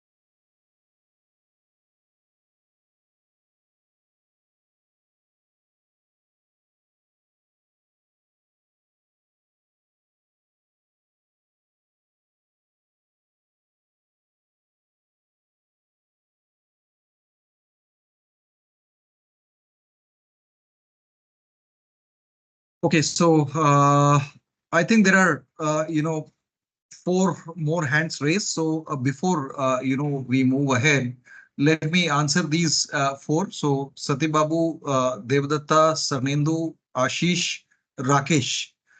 अगर आप में से किसी का सवाल जो हैंड रेस्ड है वो पहले वाला ही है, तो आप अपना हैंड नीचे कर लीजिए, लोअर कर लीजिए। बट अपार्ट फ्रॉम दीज 4, मैं और कोई सवाल अभी नहीं लूंगा, right? So let me take these questions. Sati Babu, is this your new question? Yes sir, actually sir हमारा दोस्त को अंदर 5 तारीख को एग्जाम हुआ सर, 8 तारीख को सर्टिफिकेट मिला सर। हाँ मिला है, तो अभी काम चालू कर सकते सर अभी? देखिए, हम ऑर्गेनाइजिंग पार्टनर्स को इंस्ट्रक्शन भेजेंगे, उसके बाद काम चालू कर सकते हैं, ठीक है? तो आपके जो कंपनी है जिसके साथ आप जुड़े हुए हैं ऑर्गेनाइजिंग पार्टनर के साथ, वो आपको बता देंगे कि कब से आपको शुरू करना है। अच्छा अच्छा, थैंक यू, वही है sir. Okay, Devdatta.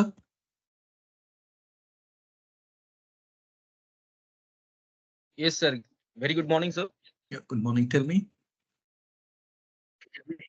Actually, sir, MSME के पास जाते हैं तो various type of fire extinguisher होता है, मतलब किसी का छोटा होता है, किसी का बड़ा होता है। तो कितना किलो रिक्वायरमेंट होता है? देखिए, मिनिमम 2 kg का फायर एक्सटिंग्विशर चाहिए, दैट इज मिनिमम। ओके, कोई अगर 500 ग्राम का रखा है, बहुत छोटा सा रखा है, वो नहीं चलेगा।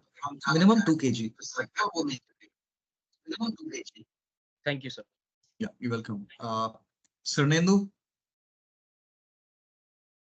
I have a little question. My question is that there are various MSME schemes available, such as collateral free loan as well as delayed loan payment, but banks are rejecting those offers. So may I know that what steps and can others take if such schemes are available in MSME? No. So your question is banks are refusing for these? Yeah, see that I was seeing MSME and I was talking with my brother. that he told that there are various schemes like delayed loan payment as well as collateral free loan. So banks are rejecting. What are the steps we can take if banks are rejecting those offers, but Okay. MSME is providing?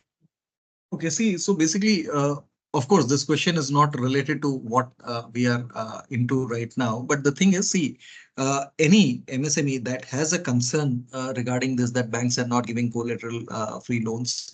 So one is they have their centralized, many of them have centralized helpline numbers, right? So a complaint can be raised with them, right? So that is something that I believe can be done, because ultimately many a times it is the prerogative of the bank. Okay, although the government has notified that there should be collateral free loans, there should be certain loans which will be given under certain conditions. So if the banks are not honoring that, perhaps then a complaint has to be raised, and that's all. We can't enforce anything from our end. So the basic thing is just raise the complaint, and that's it.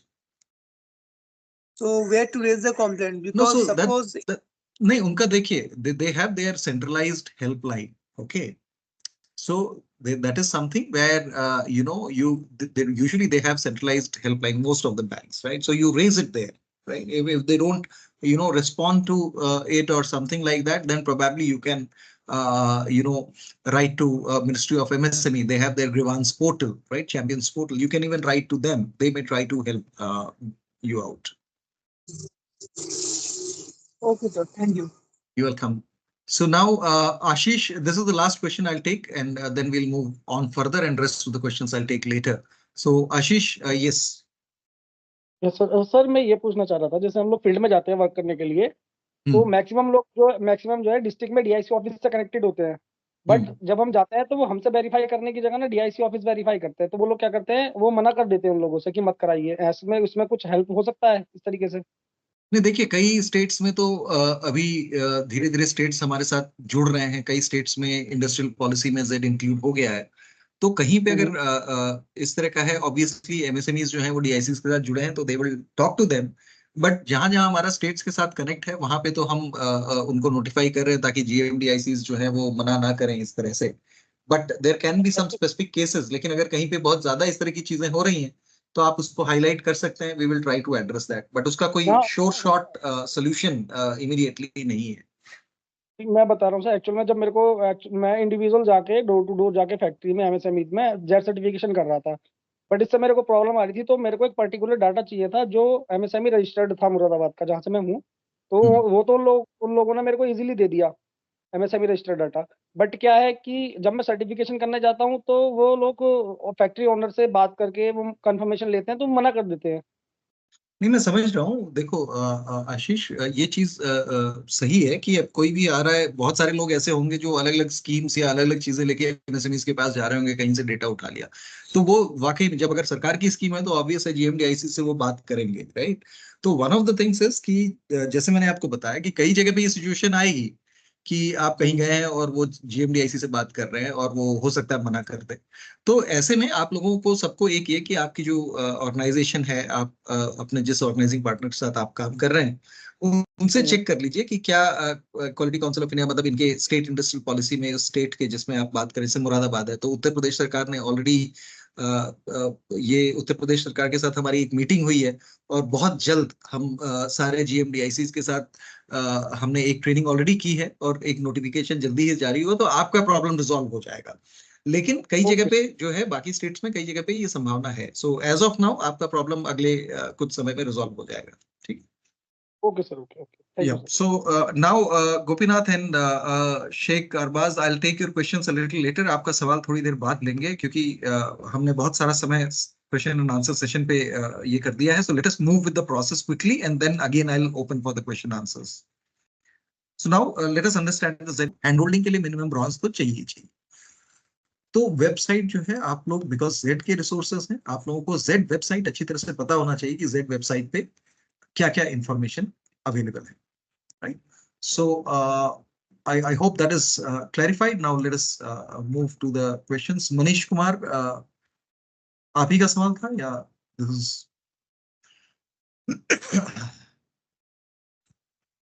Hello, हाँ मनीष, पूछिए। हाँ sir ठीक है sir, वही था कि gold हो पे गया जो ना? 2.2, हाँ यस सर ठीक है, 1.5% जो सिल्वर पे और 1% ब्रॉन्ज पे सर। राइट। तो ये डॉक्यूमेंट डाउनलोड कर लीजिएगा, आपको अगर किसी और बैंक का कुछ भी होता है तो वो पता चल जाएगा। ओके, गोपीनाथ।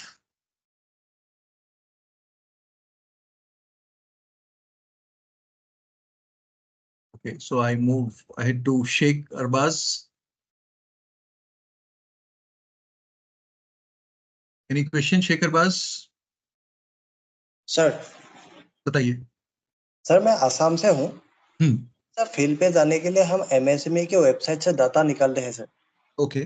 पर आसाम का जो एमएसएमई का डाटा है मोस्टली उसमें एड्रेस का मिसमैच आ रहा है। ओके। तो सर क्या हमें एमएसएमई का डाटा या मोबाइल नंबर मिल सकता है क्या? देखिए यूजुअली ये अभी देखिए असम गवर्नमेंट के साथ भी हमारी कुछ बात चल रही है, तो उनके भी जीएमडीआईसीज जो हैं वो भी अभी कोऑपरेट कर रहे हैं।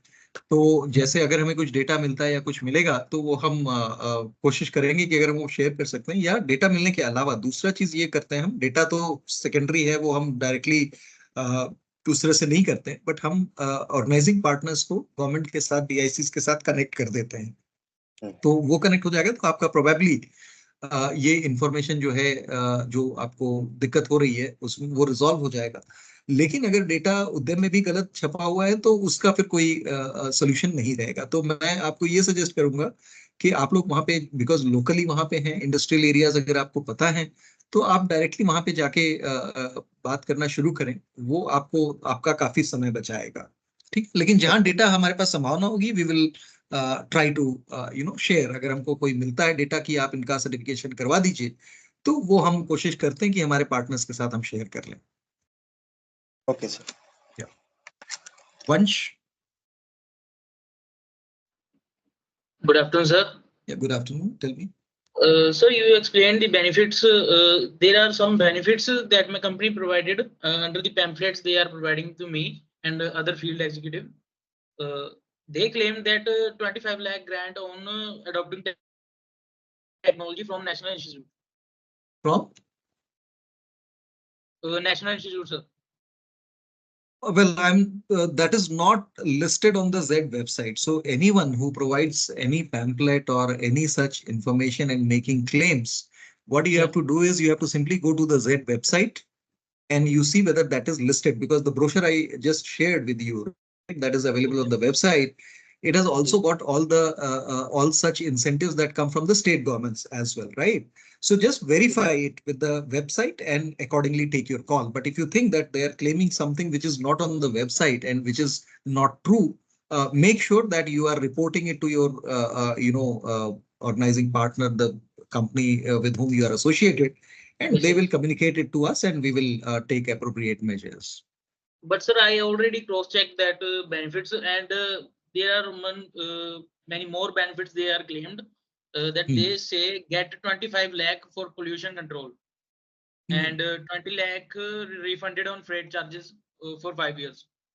No. I think that is something which they are trying to, put up incorrectly. So just share the information with us and we will, along with the details who's claiming all this, and we will take appropriate measures. Okay. No issues. Yeah. Thank you, sir. Thank you. Okay, you're welcome. Much. Thank you. Yeah. Pranab Jyoti. जी sir. हाँ नमस्ते sir. नमस्ते, बताइए। अगर sir कोई industry बहुत दिनों से बंद हो गया और वो रीप्लान कर रहा है, अगर एमएसएमई एप्लीकेबल तो एप्लीकेबल हो जाएगा वो? नहीं, देखिए अगर वो फिर से शुरू कर रहा है, लेकिन अगर उसके प्रोसेसेस और सिस्टम्स प्रोडक्शन चालू नहीं है तब नहीं हो पाएगा, लेकिन अगर प्रोडक्शन सिस्टम सब चालू है तब वो कर सकता है। अच्छा, और वो फेज 1 में जो लगभग पोल्ट्री है, फिशरी से जैसे बॉयलर फार्मिंग है, वो फेज 1 में आएगा, फेज 2 पे?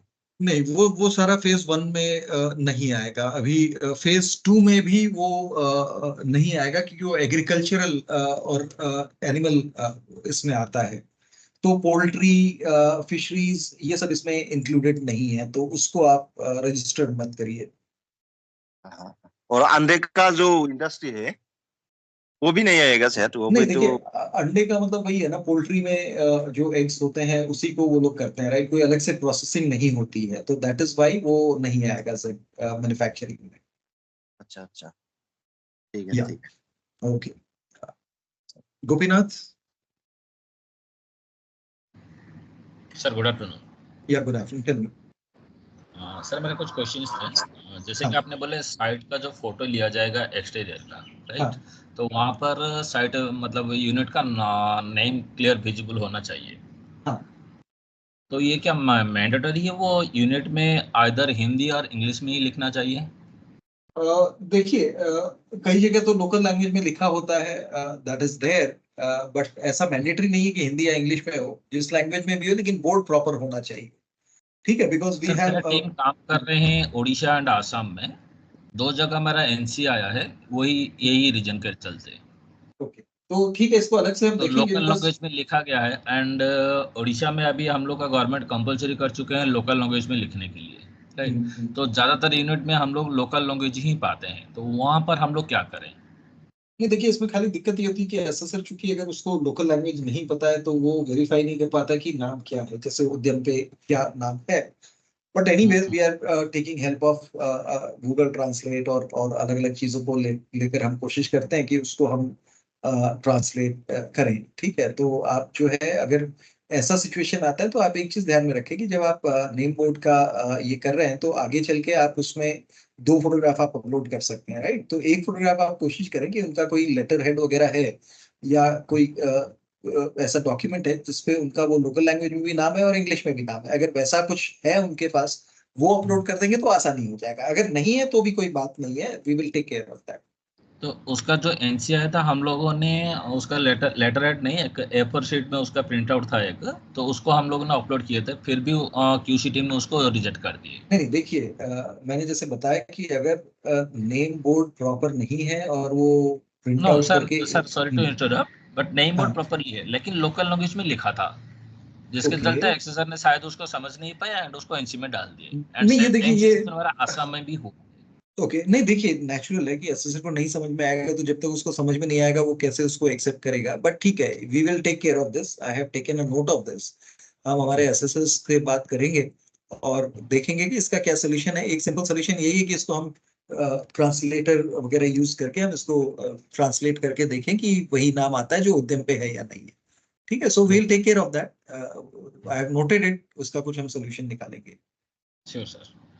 सर और एक सवाल था, जैसे अभी अपने ट्रेनिंग सीट हम लोग ने आपने बोले कि अगर कोई यूनिट में वो नहीं है पहले, रियल टाइम में भी कर रहे हैं तो वो एसेटोल हो सकता है। लेकिन आसाम में मेरा एक टीम ने किए थे, जो आरबाज किया था वहाँ पर, तो वहाँ पर रियल टाइम के चलते एक्सेसर ने उसको रिजेक्ट कर दिए थे कि real time training seat not acceptable. ठीक, तो रियल टाइम में देखिए, रियल टाइम में भी आप कर रहे हैं तो उसका एविडेंस, जैसे अभी चूंकि आपके सामने हो रहा है, राइट, ट्रेनिंग, तो रियल टाइम में करेंगे तो आपको उसमें 5 फोटो अपलोड कर सकते हैं। तो एक तो ट्रेनिंग रिकॉर्ड हो गया, दूसरा आप जब ट्रेनिंग हो रहा है तो जैसे वो पावर पॉइंट प्रेजेंटेशन अगर कर रहे हैं तो आप एक फोटो क्लिक कर लीजिए कि अभी रियल टाइम में हुआ है लेकिन पावर पॉइंट प्रेजेंटेशन हो रहा है जिसके ऊपर वो टॉपिक नजर आ रहा है, राइट, और लोग बैठे हैं अटेंड कर रहे हैं। या फिर मान लीजिए वो हैंड आउट लेके कर रहे हैं तो हैंड आउट का फोटो लेके, क्योंकि कुछ तो एविडेंस होना चाहिए ना साथ में।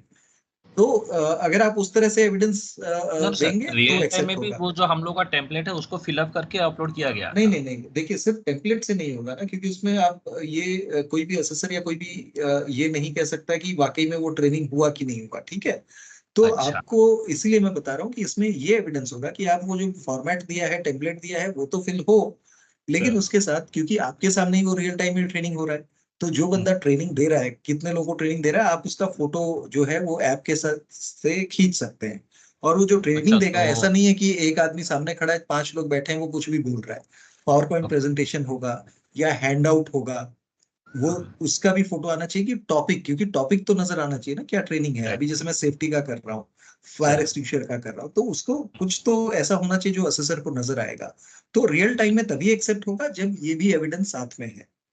ओके, ठीक है।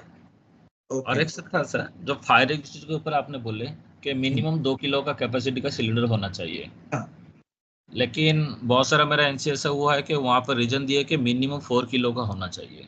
नहीं ठीक है, वो अगर वैसा कुछ है तो that we are addressing, right. तो मतलब 2 किलो से कम नहीं होना चाहिए, दैट इज ऑल। और 2 किलो था, 2 किलो के बहुत सारे यूनिट में थे, जैसे आपका सेल्फ हेल्प ग्रुप्स रहते हैं, तो उन लोगों का छोटा यूनिट रहता है, इसलिए वो लोग 2 किलो का ही रखते हैं। नहीं ठीक है, तो बहुत सारे गोपीनाथ ये जो स्पेसिफिक केसेस हैं इसको हम अलग से डिस्कस कर लेंगे। जो भी हैं आप हमारी टीम को अलग से प्रोवाइड कर दीजिए, we will see that. Okay sir, okay okay, thank you sir. Yeah welcome. Pradeep Kumar. मेरा एक्चुअली ये पूछना था कि अपना थोड़ा जोर से बोलेंगे प्लीज। हाँ, मेरा ये पूछना था, जैसे अपने लोग जब रजिस्ट्रेशन करते हैं तो जेट प्लीज आता है, तो वो एक्चुअली रूल है कि जेट प्लीज लेने के विथिन 1 ईयर के अंदर ही आपको जेट सर्टिफिकेशन का जो भी है इम्प्लीमेंट वो करना है। तो बहुत सारे ऐसे अपने एमएसएमई है जिन्होंने अपने एसोसिएशन का मीटिंग किया था, काफ़ी साल मतलब काफ़ी पुराना उन्होंने मीटिंग उनका हुआ था, तो उन्होंने अपना वो रजिस्ट्रेशन तो एसोसिएशन में करवा लिया था, लेकिन बाद में फिर वो जब डॉक्यूमेंटेशन वगैरह अपलोड करने का टाइम आया तो वो लोग से हो नहीं पाया, तो वो लोग उसको ऐसे ही एज इट इज छोड़ दिए। तो अभी जब मैं कुछ करने के लिए जा रहा हूँ तो उसमें वो दिखा रहा है कि उनका जेट प्लीज 1 साल से ऊपर हो चुका है। तो अभी जब वो न्यू रजिस्ट्रेशन हो रहा है तो उसमें वो उनका जो 10,000 ज्वाइनिंग रिवार्ड है वो 10,000 शो नहीं करके वो 80% डिडक्ट हो रहा है, तो उनको दिखा रहा है कि वो आपको 2,000 पे करना है। तो उस केस में ऐसा कुछ है क्या कि वो टोटल? देखिए अभी यूजुअली 1 साल के लिए ज्वाइनिंग रिवॉर्ड 1 साल के लिए ही एप्लीकेबल होता है, बट ऐसा कुछ केस अगर आता है, ऐसा कुछ इंस्टेंस है, आप जो है हमारे टीम को नोटिफाई करिए, जो हमारे स्टॉक हैं, फिर वो देखेंगे कि उसका किस कारण की वजह से हुआ है और उसको क्या किया जा सकता है। That will be address case to case basis पे, उसको एड्रेस करेंगे। अच्छा, ओके सर, ओके। और एक सर, अभी क्या है, different type of fire extinguisher market में अवेलेबल है। बहुत सारे फायर एक्सटिंग्विशर ऐसे हैं जो CO2 है, जिनमें क्या होता है मीटर गेज अवेलेबल नहीं होता है। तो मैंने ये फायर एक्सटिंग्विशर जो सप्लाई करते हैं उनसे भी बात किया है, तो उन लोगों का कहना है कि नहीं, CO2 में अभी जो है मीटर गेज नहीं आ रहा है, हम लोग उसका वेट से कैलकुलेशन करते हैं, अगर उसका वेट सही दिखाता है तो मतलब फायर एक्सटिंग्विशर सही है। तो उस सिचुएशन में क्या है कि 1-2 केस एमसी में चला गया था, तो उनको फिर वो अपना ABC फायर एक्सटिंग्विशर 2 kg वाला परचेज करना पड़ गया नया, जबकि उनके पास CO2 ऑलरेडी पहले से अवेलेबल था 6 kg वाला। ओके ठीक है, देखिए ये भी एक स्पेसिफिक इंस्टेंस है।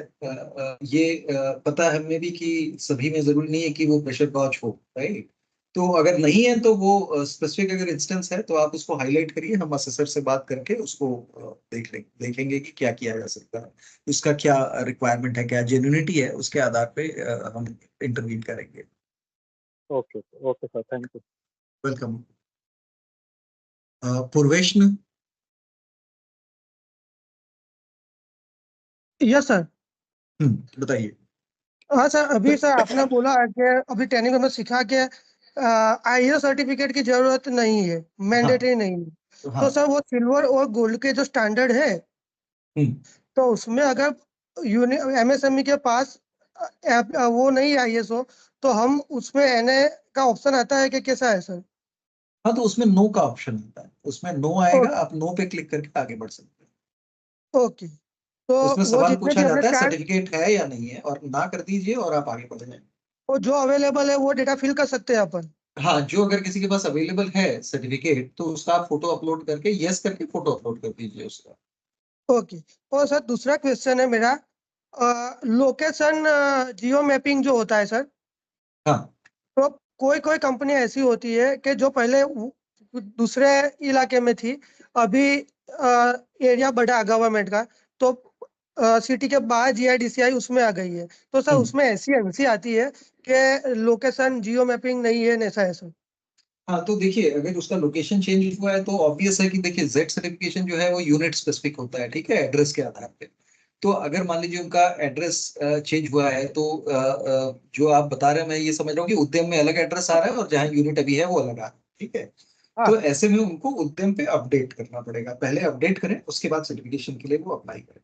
नहीं सर, वो अपडेट ही होता है, पर वो लोकेशन जियो मैपिंग होता है ना, वो पूरा नहीं रहता है, ऐसा होता है कभी कभी। नहीं, जियो टैगिंग तो देखिए ऑटोमेटिकली हो जाता है, वो सैटेलाइट के जरिए होता है, ठीक है। तो ऐसा नहीं है कि वो मैप नहीं होगा, तो एड्रेस में कहीं ना कहीं कोई मिसमैच होगा, इस वजह से वो जियो टैगिंग सही नहीं होता है। तो आपको ये इंश्योर करना है कि जो एप्लीकेशन करते हैं रजिस्ट्रेशन के टाइम पे कि ये एड्रेस है, तो यूनिट, हाँ, तो वो यूनिट का एड्रेस वही होना चाहिए। अगर उसमें मिसमैच होगा तो जियो टैगिंग सही नहीं होगा और फिर एप्लीकेशन आगे नहीं बढ़ेगा। ओके, और सर दूसरी चीज के अगर एक यूनिट की 3 प्रोडक्ट है, तीनों 3 यूनिट अलग अलग है, 1 2 3 बराबर, तो सर उसमें भी एनसी आती है कि नियर बाय लोकेशन में आएगा एंड ऐसा, तो सर उसका कोई उद्यम नंबर अलग होता है या कभी कभी एक ही उद्यम में 3 यूनिट है, एक वायर बनाता है, एक केबल बनाते हैं और एक तीसरा जो है वो अलग स्टील के प्रोडक्ट है, तो सर ऐसा होता है कभी कभी, तो उसका कोई उपाय होता है सर इसमें? नहीं, देखिए इसमें जैसे मैंने आप लोगों को बताया कि अगर मल्टीपल यूनिट्स हैं तो उसमें एक इंपॉर्टेंट चीज है कि उनका एड्रेस अलग होना चाहिए। ऐसा नहीं कि एक उद्यम में 3 यूनिट रजिस्टर्ड है लेकिन उसका पता सबका सेम है, वायर बनाने का वही, केबल बनाने का भी सेम पता पे है, तो वो एक्सेप्टेड नहीं होगा। यूनिट अलग होना चाहिए यानी एड्रेस अलग होना चाहिए। ठीक है, तो 10 यूनिट हो सकता है लेकिन अलग अलग एड्रेस होना जरूरी है। ओके, ना ना सर, एड्रेस अलग, पूरा अलग, सब अलग था, मगर फिर भी ऐसी एनसी आती है सर, तो ऐसे केस में हमको सॉल्व कैसे करने का सर? नहीं नहीं, ये मुझे नहीं समझ में आ रहा कि ऐसे एनसी क्यों हो सकता है। तो आप एक काम करिए, ये जो स्पेसिफिक यूनिट्स का डिटेल्स है वो अगर कभी ऐसा सिचुएशन आता है, आप जो हमारा टीम है जेड का, आप उनसे आप कांटेक्ट कर सकते हैं। आप डायरेक्टली प्रॉब्ली नहीं कर पाएंगे लेकिन आप जिस ऑर्गेनाइजेशन के साथ काम कर रहे हैं उनके स्टॉक को बताएंगे ये डिफिकल्टी आ रहा है और वो हमसे कनेक्ट करेंगे और फिर हम उसका जो सोल्यूशन है वो देखेंगे कैसे एड्रेस कर सकते हैं।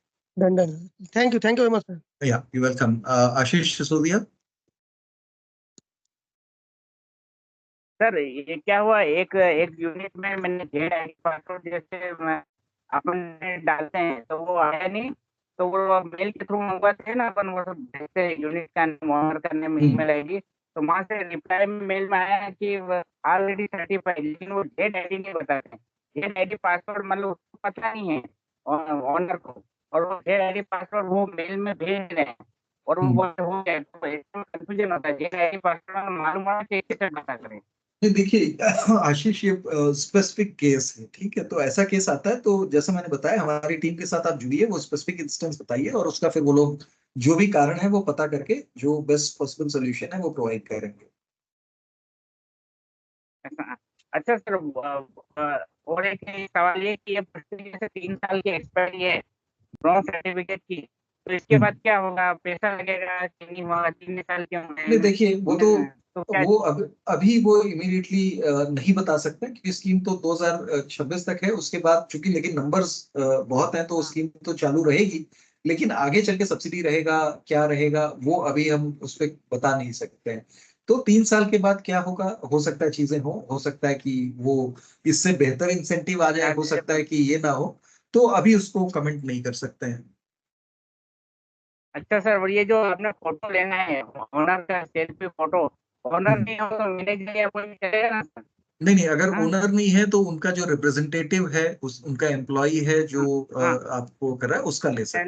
ना, हाँ, अपना नहीं लेना है। हाँ ले, हाँ। और सर ये जो पाइपलाइन में सर आजकल 1-2 महीने यूनिट में गया है ना, वो पाइपलाइन वाले सिस्टम आ गई ना, जो मतलब कि वो बाटला नहीं आके बोलते, उससे ज्यादा कवरिंग अच्छा हो आशीष जाता है। आशीष जी, आपका आवाज क्रैक हो रहा है तो ये समझ नहीं आ रहा है अभी। सर ये जो फायर एक्सटिंग्विशर में कहीं कहीं सर वो एक्सटिंग्विशर वो नहीं रहता, पाइपलाइन सिस्टम जैसे हो गया, जैसे पाइपलाइन से होते हैं ना जैसे, तो वो भी एक्सेप्ट होगा सर उसका फोटो? नहीं, फायर एक्सटिंग्विशर की जहाँ रिक्वायरमेंट है वहाँ फायर एक्सटिंग्विशर ही चाहिए,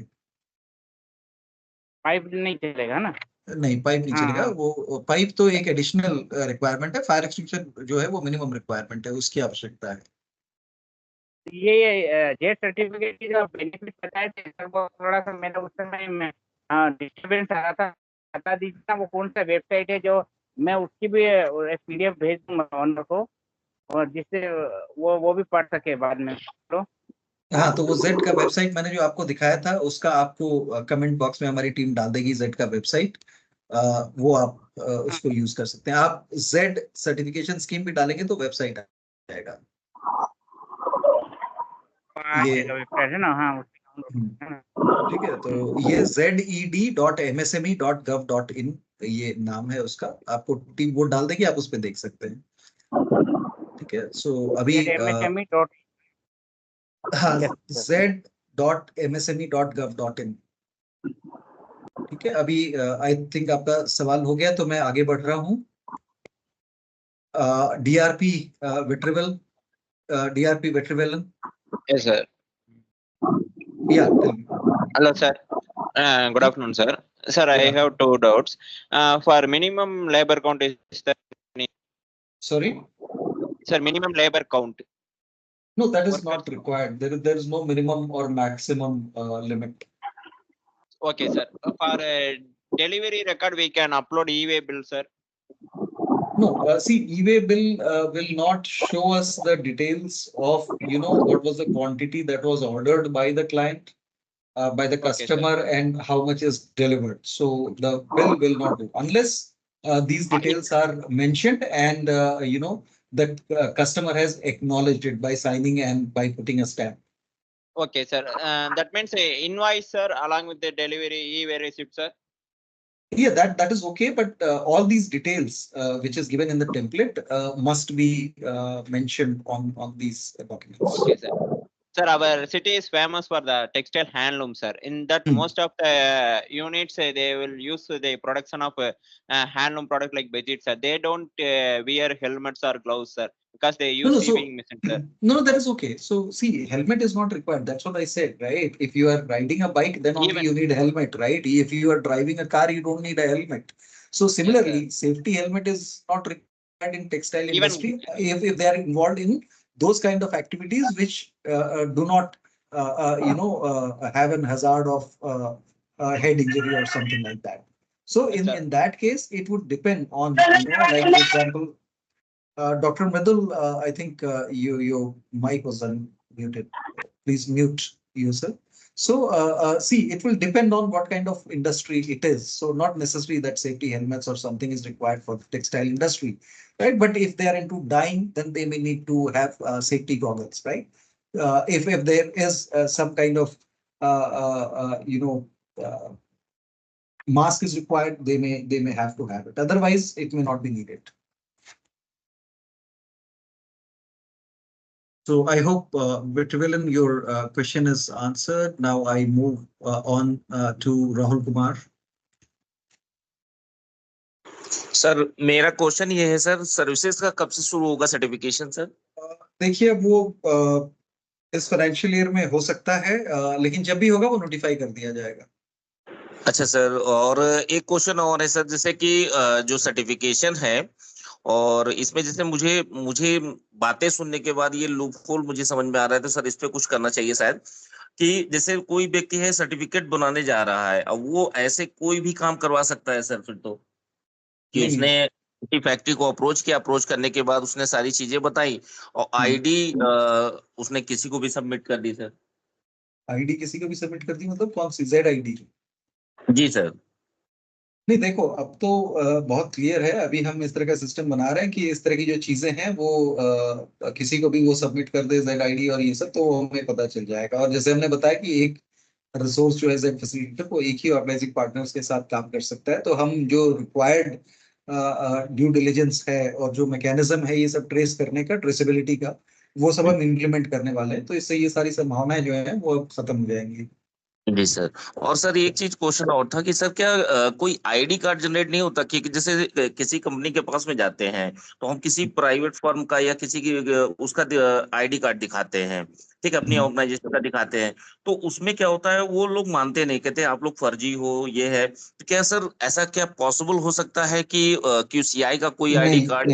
नहीं, ये संभावना नहीं है, क्योंकि आप लोग डायरेक्टली QCI के एम्प्लॉइज नहीं है। तो अगर आपको कोई इस तरह से मानता नहीं है तो आप Z की वेबसाइट पे दिखाएं कि वहां पे ऑर्गेनाइजिंग पार्टनर्स का लिस्ट होता है, तो वो दिखा दें कि ये नाम आप देखिए, मेरी जो कंपनी है वो उसका नाम QCI की वेबसाइट पे है, Z की वेबसाइट पे है, ये आप देख लीजिए। और उसके बाद अगर वो फिर भी नहीं मानता है तो उसके बाद आप अपने सीनियर्स से बात करा सकते हैं, ठीक है। फिर भी नहीं मानते हैं, ऐसे कुछ लोग होंगे, then you have to move on, that's it.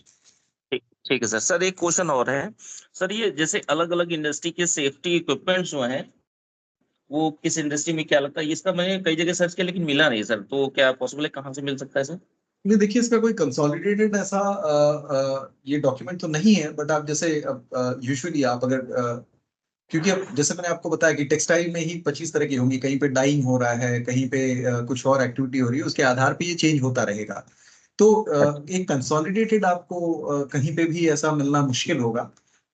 तो आपको स्पेसिफिक इंडस्ट्री के हिसाब से ही थोड़ा गूगल बाबा का मदद लेना पड़ेगा। जी sir. Yeah, okay, Rahul. Yeah, take care. Yeah, thanks. Next one is Amrut. Amrut Reddy, do you have any questions? Amrut Reddy. Okay, so Priyaranjan Jha. Good afternoon, sir.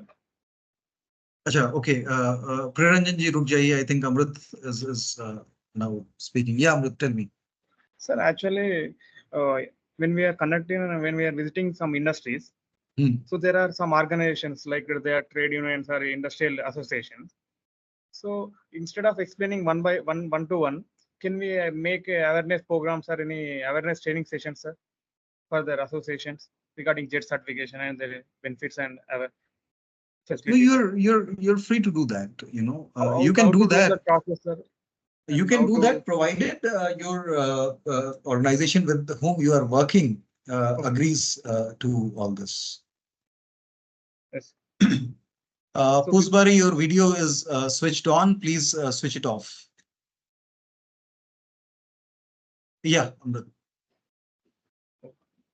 Okay, sir. With them we can do, sir, the awareness Sorry? program with our, No, so- our partner. Yeah, so Internal with the organizing partner, with the organization that you are working with, if they want, you can conduct it with them. Only thing is, make sure that you are using the presentation that is given on the website. Please do not make your own presentations. Okay. Okay, sir. Yeah. Thank you, sir. You're welcome. Priyaranjan ji, you can now ask a question. Sir good afternoon. हाँ, good afternoon, बताइए। Sir अपने ये certificate जो बना रहे हैं, jet bronze का certificate बना दिए हैं, मैंने बहुत सारे कस्टमर को बनाए हैं, तो सर इसका इंसेंटिव का बेनिफिट जो है वो सर कब तक आया, मैंने कितने दिन में सर उसको मिलता है कस्टमर को? देखिए, अगर उसको 50,000 वाला जो है कि सर्टिफिकेट के अगेंस्ट में, वो तो 7 से 10 दिन के अंदर मिल जाएगा, लेकिन उसको अप्लाई करना पड़ेगा। तो आप उनको प्रॉपरली अप्लाई करने के लिए बताइए। तो एक जो है, ये तो चूंकि हम QCI हमारी तरफ से हम उनके अकाउंट में पैसे ट्रांसफर करते हैं, तो ये 7 से 10 दिन लगता है। लेकिन अगर उसको कंसल्टेंसी चाहिए तो वो उसको जैसे ही अप्लाई करेगा 24 घंटे के अंदर एलोकेट हो जाता है। लेकिन जैसे उसको बैंक से जो उसको फायदे मिलने वाले हैं या अलग फायदे जो नोटिफाइड है, तो वो बैंक की तरफ से जो प्रोसेस है वो उनको फॉलो करना पड़ेगा। स्टेट गवर्नमेंट का है तो वो स्टेट गवर्नमेंट की तरफ से फॉलो करना पड़ेगा। तो डिपेंड करता है कि कौन सा बेनिफिट ले रहे हैं, उसके आधार पे समय निर्भर करता है। मान लिया जो अपना जेट सर्टिफिकेट के लिए जिस तरह अपना जेट सर्टिफिकेट लिया और उसको 50,000 रुपये को लिया, अगर उसने क्लेम करना है, माने प्लस 50,000 रुपये के लिए उसको क्लेम करना पड़ेगा या फॉर्म भरना पड़ेगा? नहीं, क्लेम करना पड़ेगा। और वो जेट के आप जो वेबसाइट है, जो मोबाइल ऐप है, जो जिसमें वो लॉगिन करके जाएंगे, उस ऐप के द्वारा ही उनको फोटो अपलोड करके क्लेम करना पड़ेगा। क्योंकि उसके लिए सर्टिफिकेट अपलोड करना पड़ेगा या टेस्ट रिपोर्ट अपलोड करना पड़ेगा, उसका इनवॉइस अपलोड करना पड़ेगा, बैंक के डिटेल्स डालने हैं, क्योंकि ऐसे ही तो हवा में नहीं हो जाएगा। तो ये सब डिटेल्स जब डालेंगे, वो सब पूरा सिस्टम जेट के इसमें है, मैकेनिज्म में, उससे ही अप्लाई कर सकते हैं। अच्छा, ये डायरेक्ट सब ऑनलाइन ही कर सकते हैं? सब ऑनलाइन। हाँ, अलग से उनको फिजिकल फॉर्म भरने की आवश्यकता नहीं है। ठीक, okay. Okay.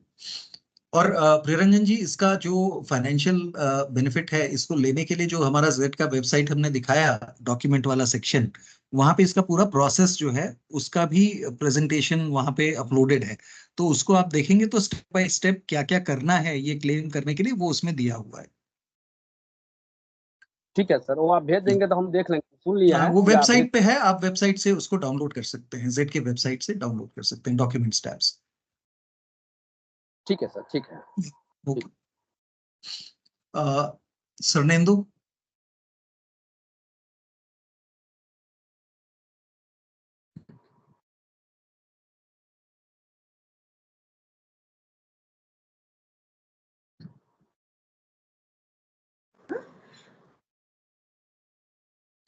Surya Narayan. Yeah, hello sir, good afternoon. Yeah, good afternoon. Tell me. This is related to the working areas, sir, actually. Okay. So is it mandatory to have machinery in the working area photos? Because why I'm asking this question, so I got a NC with related to the phenol manufacturing unit. Usually the Okay. phenol manufacturing unit don't have any kind of machineries, but we have uploaded all the procedures, all the photos procedures are there, but we got NC saying that there is no machinery found in that. But see, So now how for can I go phenyl about- manufacturing, if we look at, see, there are, it depends, like, you know, it should not happen that someone is just getting phenyls, you know, in large or big containers, and they are just decanting it into smaller bottles and they are putting a label and sending it, right? Because they're not adding any value. They're just transferring the content from one can to another, right? So that should not be the case. Yeah. So, so probably if this was not established clearly, then certainly NC would have been raised, right? So because when you you know, manufacture phenyl, there's a process of mixing and other things, right? There would be different chemicals that you need to put together, and then there would be a mixing process, right? So at least for mixing there would be some equipment, right? Or if it is at a very small scale, probably there would be some way that they would be carrying it out. So one thing that for the working area, one of the things is you've got, you know, as I was saying, you have a provision of uploading up to 5 photographs. So let's say there is no equipment there, you know, mixing it manually, you know, using some kind of stirrer or something like that. Then click multiple photographs where the process becomes evident, right? That this is the raw material, this is the can. From here, they're putting 3 different type of chemicals together. Now they are mixing it with help of a stirrer, or it is automated or whatever. So the assessor is able to witness through the photographs entire process. Then this question will not arise. Okay. Okay. Thank you, sir. Thank you. You're welcome, sir. Yeah. Sheikh Arbaz, your question? Sir अगर हम certificate बनाने के लिए जाते हैं और वहां पे अगर रॉ मटेरियल्स नहीं होता है उस टाइम पे, तो क्या करना होगा सर? देखिए, रॉ मटेरियल स्टोरेज एरिया तो चाहिए ही चाहिए। तो उनका कहाँ पे रॉ मटेरियल स्टोर कर रहे हैं, और वहां पे थोड़ा बहुत रॉ मटेरियल तो होगा। मतलब अगर रॉ मटेरियल नहीं है तो इसका मतलब है प्रॉब्ली यूनिट काम यूनिट पे नहीं चल रहा है। सर तो जगह पे ऐसा होता है, ऑफ सीजन के समय पे प्रोडक्ट तो होता है मगर रॉ मटेरियल नहीं होता है, जैसे कि टी इंडस्ट्री सर। नहीं तो देखिए, टी इंडस्ट्री भी जो प्रॉपर इंडस्ट्रीज हैं, अनलेस फ्रेश लीव्स और ये सब यूज कर रहे हैं, उनके पास कुछ तो रॉ मटेरियल होगा। अब टी में मतलब आप उसको सिर्फ ऐसा नहीं कि उसका रॉ मटेरियल खाली टी है, उसके साथ और टी लीव्स ही नहीं है, उसके साथ और भी जो चीजें मिक्स करते हैं। Like for example let's us assume उसके फ्रेश लीव्स, अगर आप टी का बात कर रहे हैं तो ठीक है, वो सीजनल है कि टी लीव्स नहीं है, लेकिन उसके पास बाकी मटेरियल्स जो टी के साथ है, मान लीजिए अगर वो नहीं है तो पैकेजिंग मटेरियल होगा और चीजें होंगी, उसका आप फोटो अपलोड कर सकते हैं।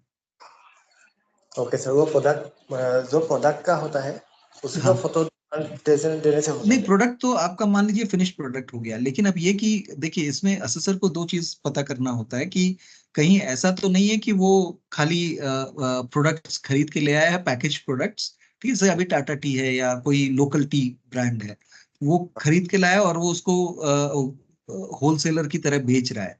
तो ये कैसे पता चलेगा कि वो होलसेलर नहीं है, मैन्युफैक्चरर है? तो 2 चीजें, एक जैसे रॉ मटेरियल में अभी मान लीजिए उसके पास टी लीव्स नहीं है, अभी टी लीव्स भी प्रिजर्व करने का टेक्नोलॉजी है, लेकिन मान लीजिए वो नहीं है, तो वो क्या करेगा?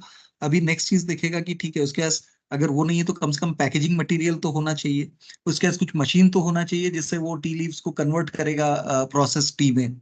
तो पूरा प्रोसेस अगर आप फोटोज के माध्यम से दिखा सकते हैं तो फिर ये क्वेश्चन नहीं आएगा। नहीं तो असेसर को अगर नहीं समझ में आ रहा है कि वो मैन्युफैक्चरिंग कर रहा है कि नहीं कर रहा है, तो नॉन कन्फर्मिटी रेज होगा।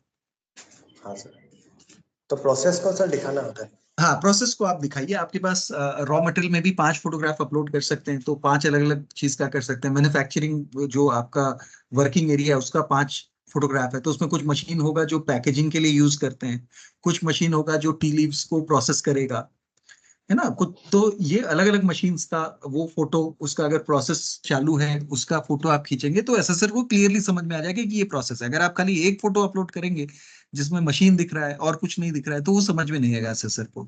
तो आप लोगों के लिए इसलिए इंपॉर्टेंट है कि आप लोग जब जा रहे हैं तो आप इस जानकारी के साथ चाहिए कि असेसर, अभी आपको मैं बोलूं कि एक फोटो के आधार पे आप बताइए ये मैन्युफैक्चरिंग कर रहा है कि नहीं कर रहा है, आप नहीं बता पाएंगे, है ना, अगर वो सही फोटो नहीं है। तो इसलिए पूरा प्रोसेस अगर आप कैप्चर कर सकते हैं फोटोज के माध्यम से वो बहुत अच्छा रहेगा। इसीलिए हमने अभी जो बताया कम से कम 3 फोटो और मैक्सिमम 5 फोटो आप अपलोड करिए अलग अलग एंगल से, अलग अलग प्रोसेस का, ताकि आपके फोटो के द्वारा एमएसएमई असेसर को ये समझ में आए कि क्या प्रोसेस है। Okay yeah okay, Ashish Kashyap. Yes sir, hello. हाँ हाँ, good afternoon sir. Good afternoon, बताइए। सर मैं ये पूछ रहा था आपसे कि ये जो अभी आपने एक लीन के बारे में डिस्कस किया था अभी। हाँ, तो उसके बारे में जानना चाह रहा था सर मैं, लीन के बारे में। देखिए, लीन एक अलग सर्टिफिकेशन प्रोग्राम है। लीन एक टूल है जो प्रोडक्टिविटी बढ़ाता है। तो इसमें आपको फिलहाल जेड के इसमें सिर्फ ये जानने की नहीं, आपको फिलहाल जेड में सिर्फ इतना जानना है कि अगर लीन सर्टिफिकेशन है तो 2 पैरामीटर्स के ऊपर वेवर मिल जाता है, उस पर असेसमेंट नहीं होगा। लीन मैंडेटरी नहीं है, बट अगर लीन आपको समझना है तो वो एक अलग ही बहुत बड़ा सब्जेक्ट है। तो लीन एक प्रोसेस एफिशिएंसी को इम्प्रूव करने के लिए, प्रोडक्टिविटी को इम्प्रूव करने के लिए एक टूल है। ठीक है, तो ये आप जान लें, गूगल कर लेंगे, पूरी इंफॉर्मेशन मिल जाएगी। Okay okay okay. Rajneesh Dutta. Good afternoon sir. मेरा सर सवाल है कि सर एमएसएमई का लिस्ट कहाँ से मिलेगा सर? नहीं, देखिए, आप जिस कंपनी के साथ काम कर रहे हैं, जिस ऑर्गेनाइजेशन के साथ, वो आपको लिस्ट प्रोवाइड करेंगे या वो आपको बताएंगे कि कहाँ से आपको एमएसएमईज की डिटेल्स मिल सकती हैं।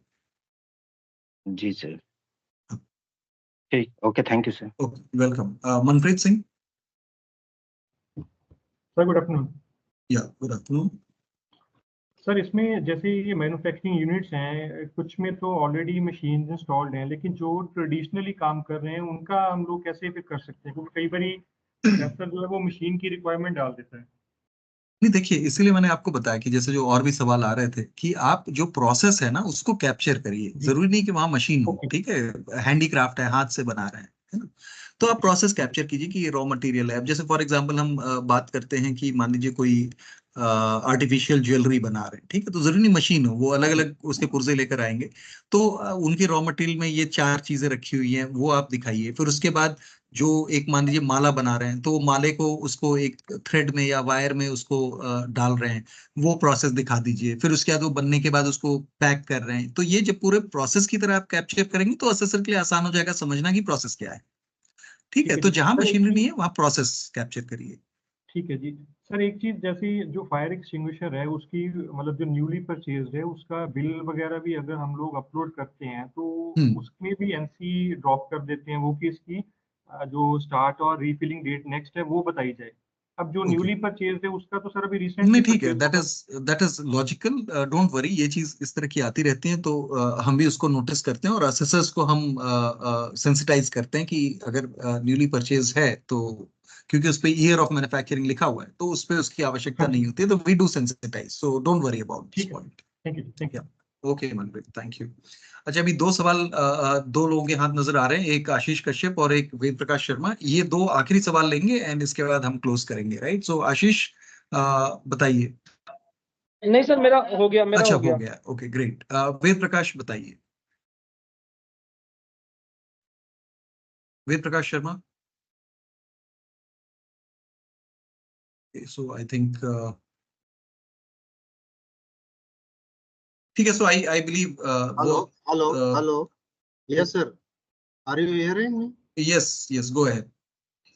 Sir, my question is that we say that bronze is to be certified within 24 hours, but we are generally facing, and MSME asked that even after 48 hours, 60 hours, the certificate is not coming, even after completing all the formalities. Okay. So where the certificate is stuck up, And so it should not happen in the first place, right? When we are saying 24 hours, it is supposed to happen in 24 hours, right? It may not happen in cases where there is a non-conformity raised, right? So we need to check. So in case you get this kind of concern from the MSME, so make sure you check with your SPOC, right? So they will connect with our team. There is a possibility that assessor might have raised a non-conformity, that probably some photograph is not correct or something.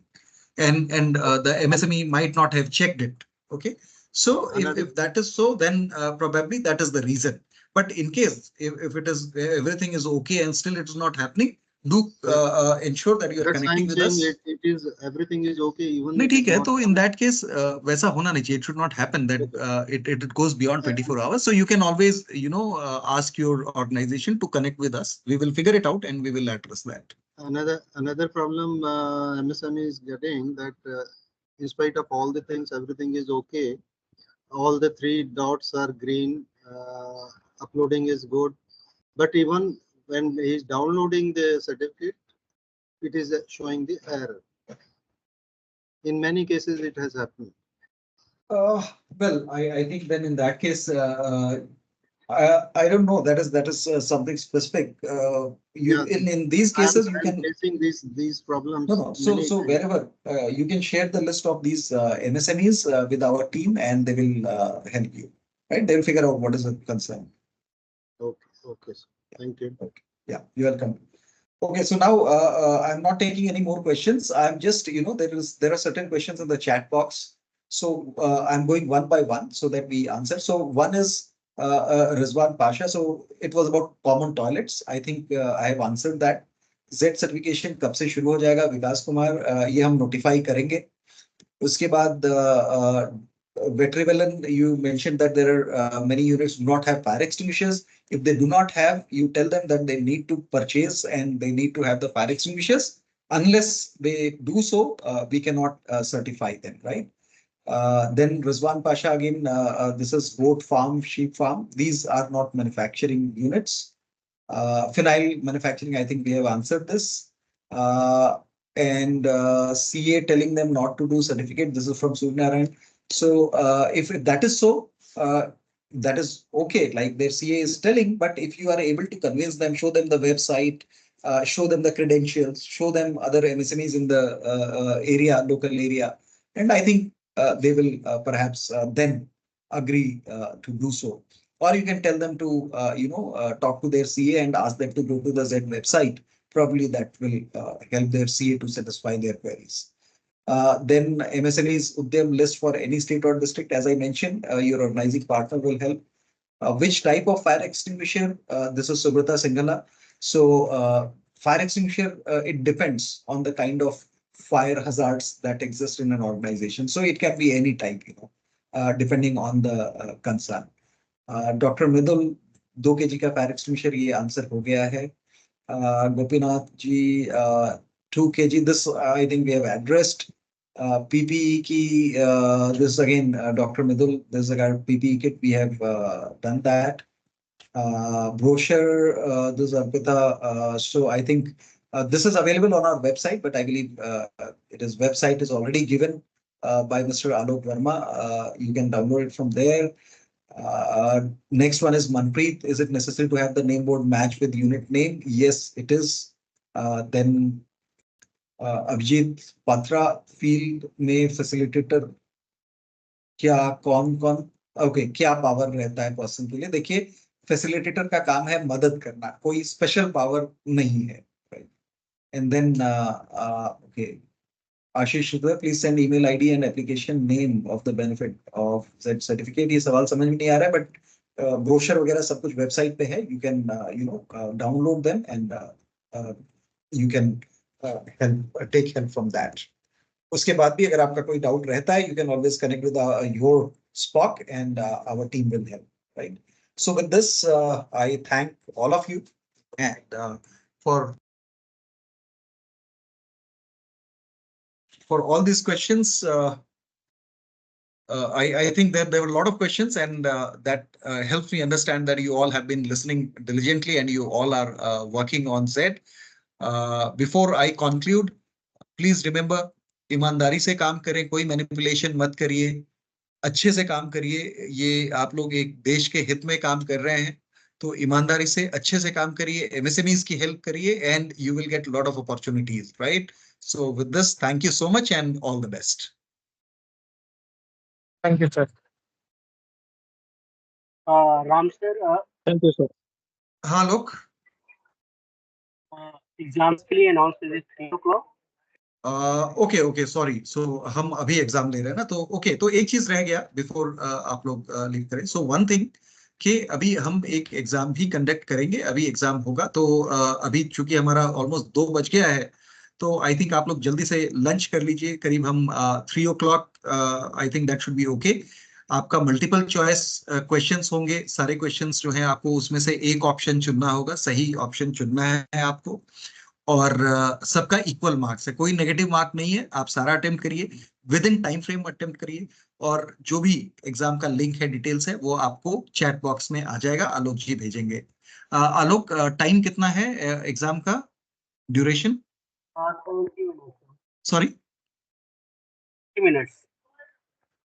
30? 70। अच्छा, 7 okay. तो 70 minutes है, और आपके पास, आपको 50 question attempt करना है। आपके पास ample time है, अच्छी तरह से सवाल पढ़ के उसको आंसर करिए। तो 3 o'clock we will have the exam, okay? चलिए, all the best and thank you Alok. Thank you एक everyone. Question Alok, thank you everyone. Yeah Devdatta, last question. Actually sir, हम वेस्ट बंगाल से बिलोंग करते हैं। वेस्ट बंगाल में मिट्टियों का जो मूर्ति बनता है, ऑल ओवर इंडिया और ऑल ओवर इंटरनेशनल भी सप्लाई होता है, लेकिन उन लोगों का जो वर्क प्लेस का जो फोटोग्राफ हम लोगों को देना पड़ेगा, तो वो तो क्लियर नहीं होगा, क्योंकि मिट्टियों का काम होगा तो कीचड़ तो होगा ही। तो उस केस में क्या करेंगे?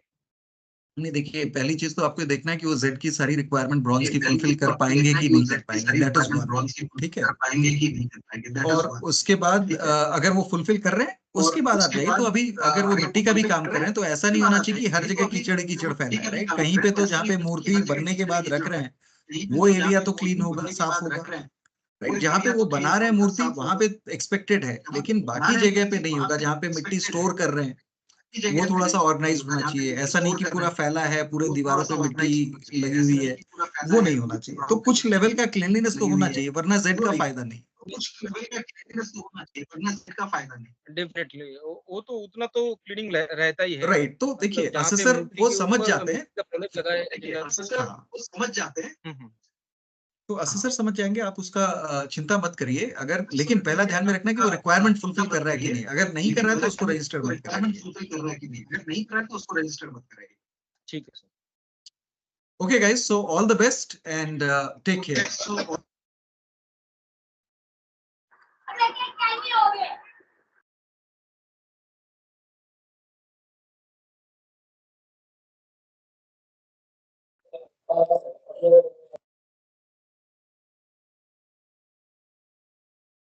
Everybody, best of luck.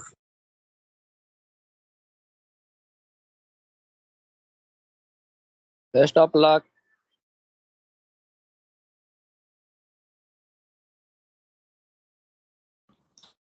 Bye.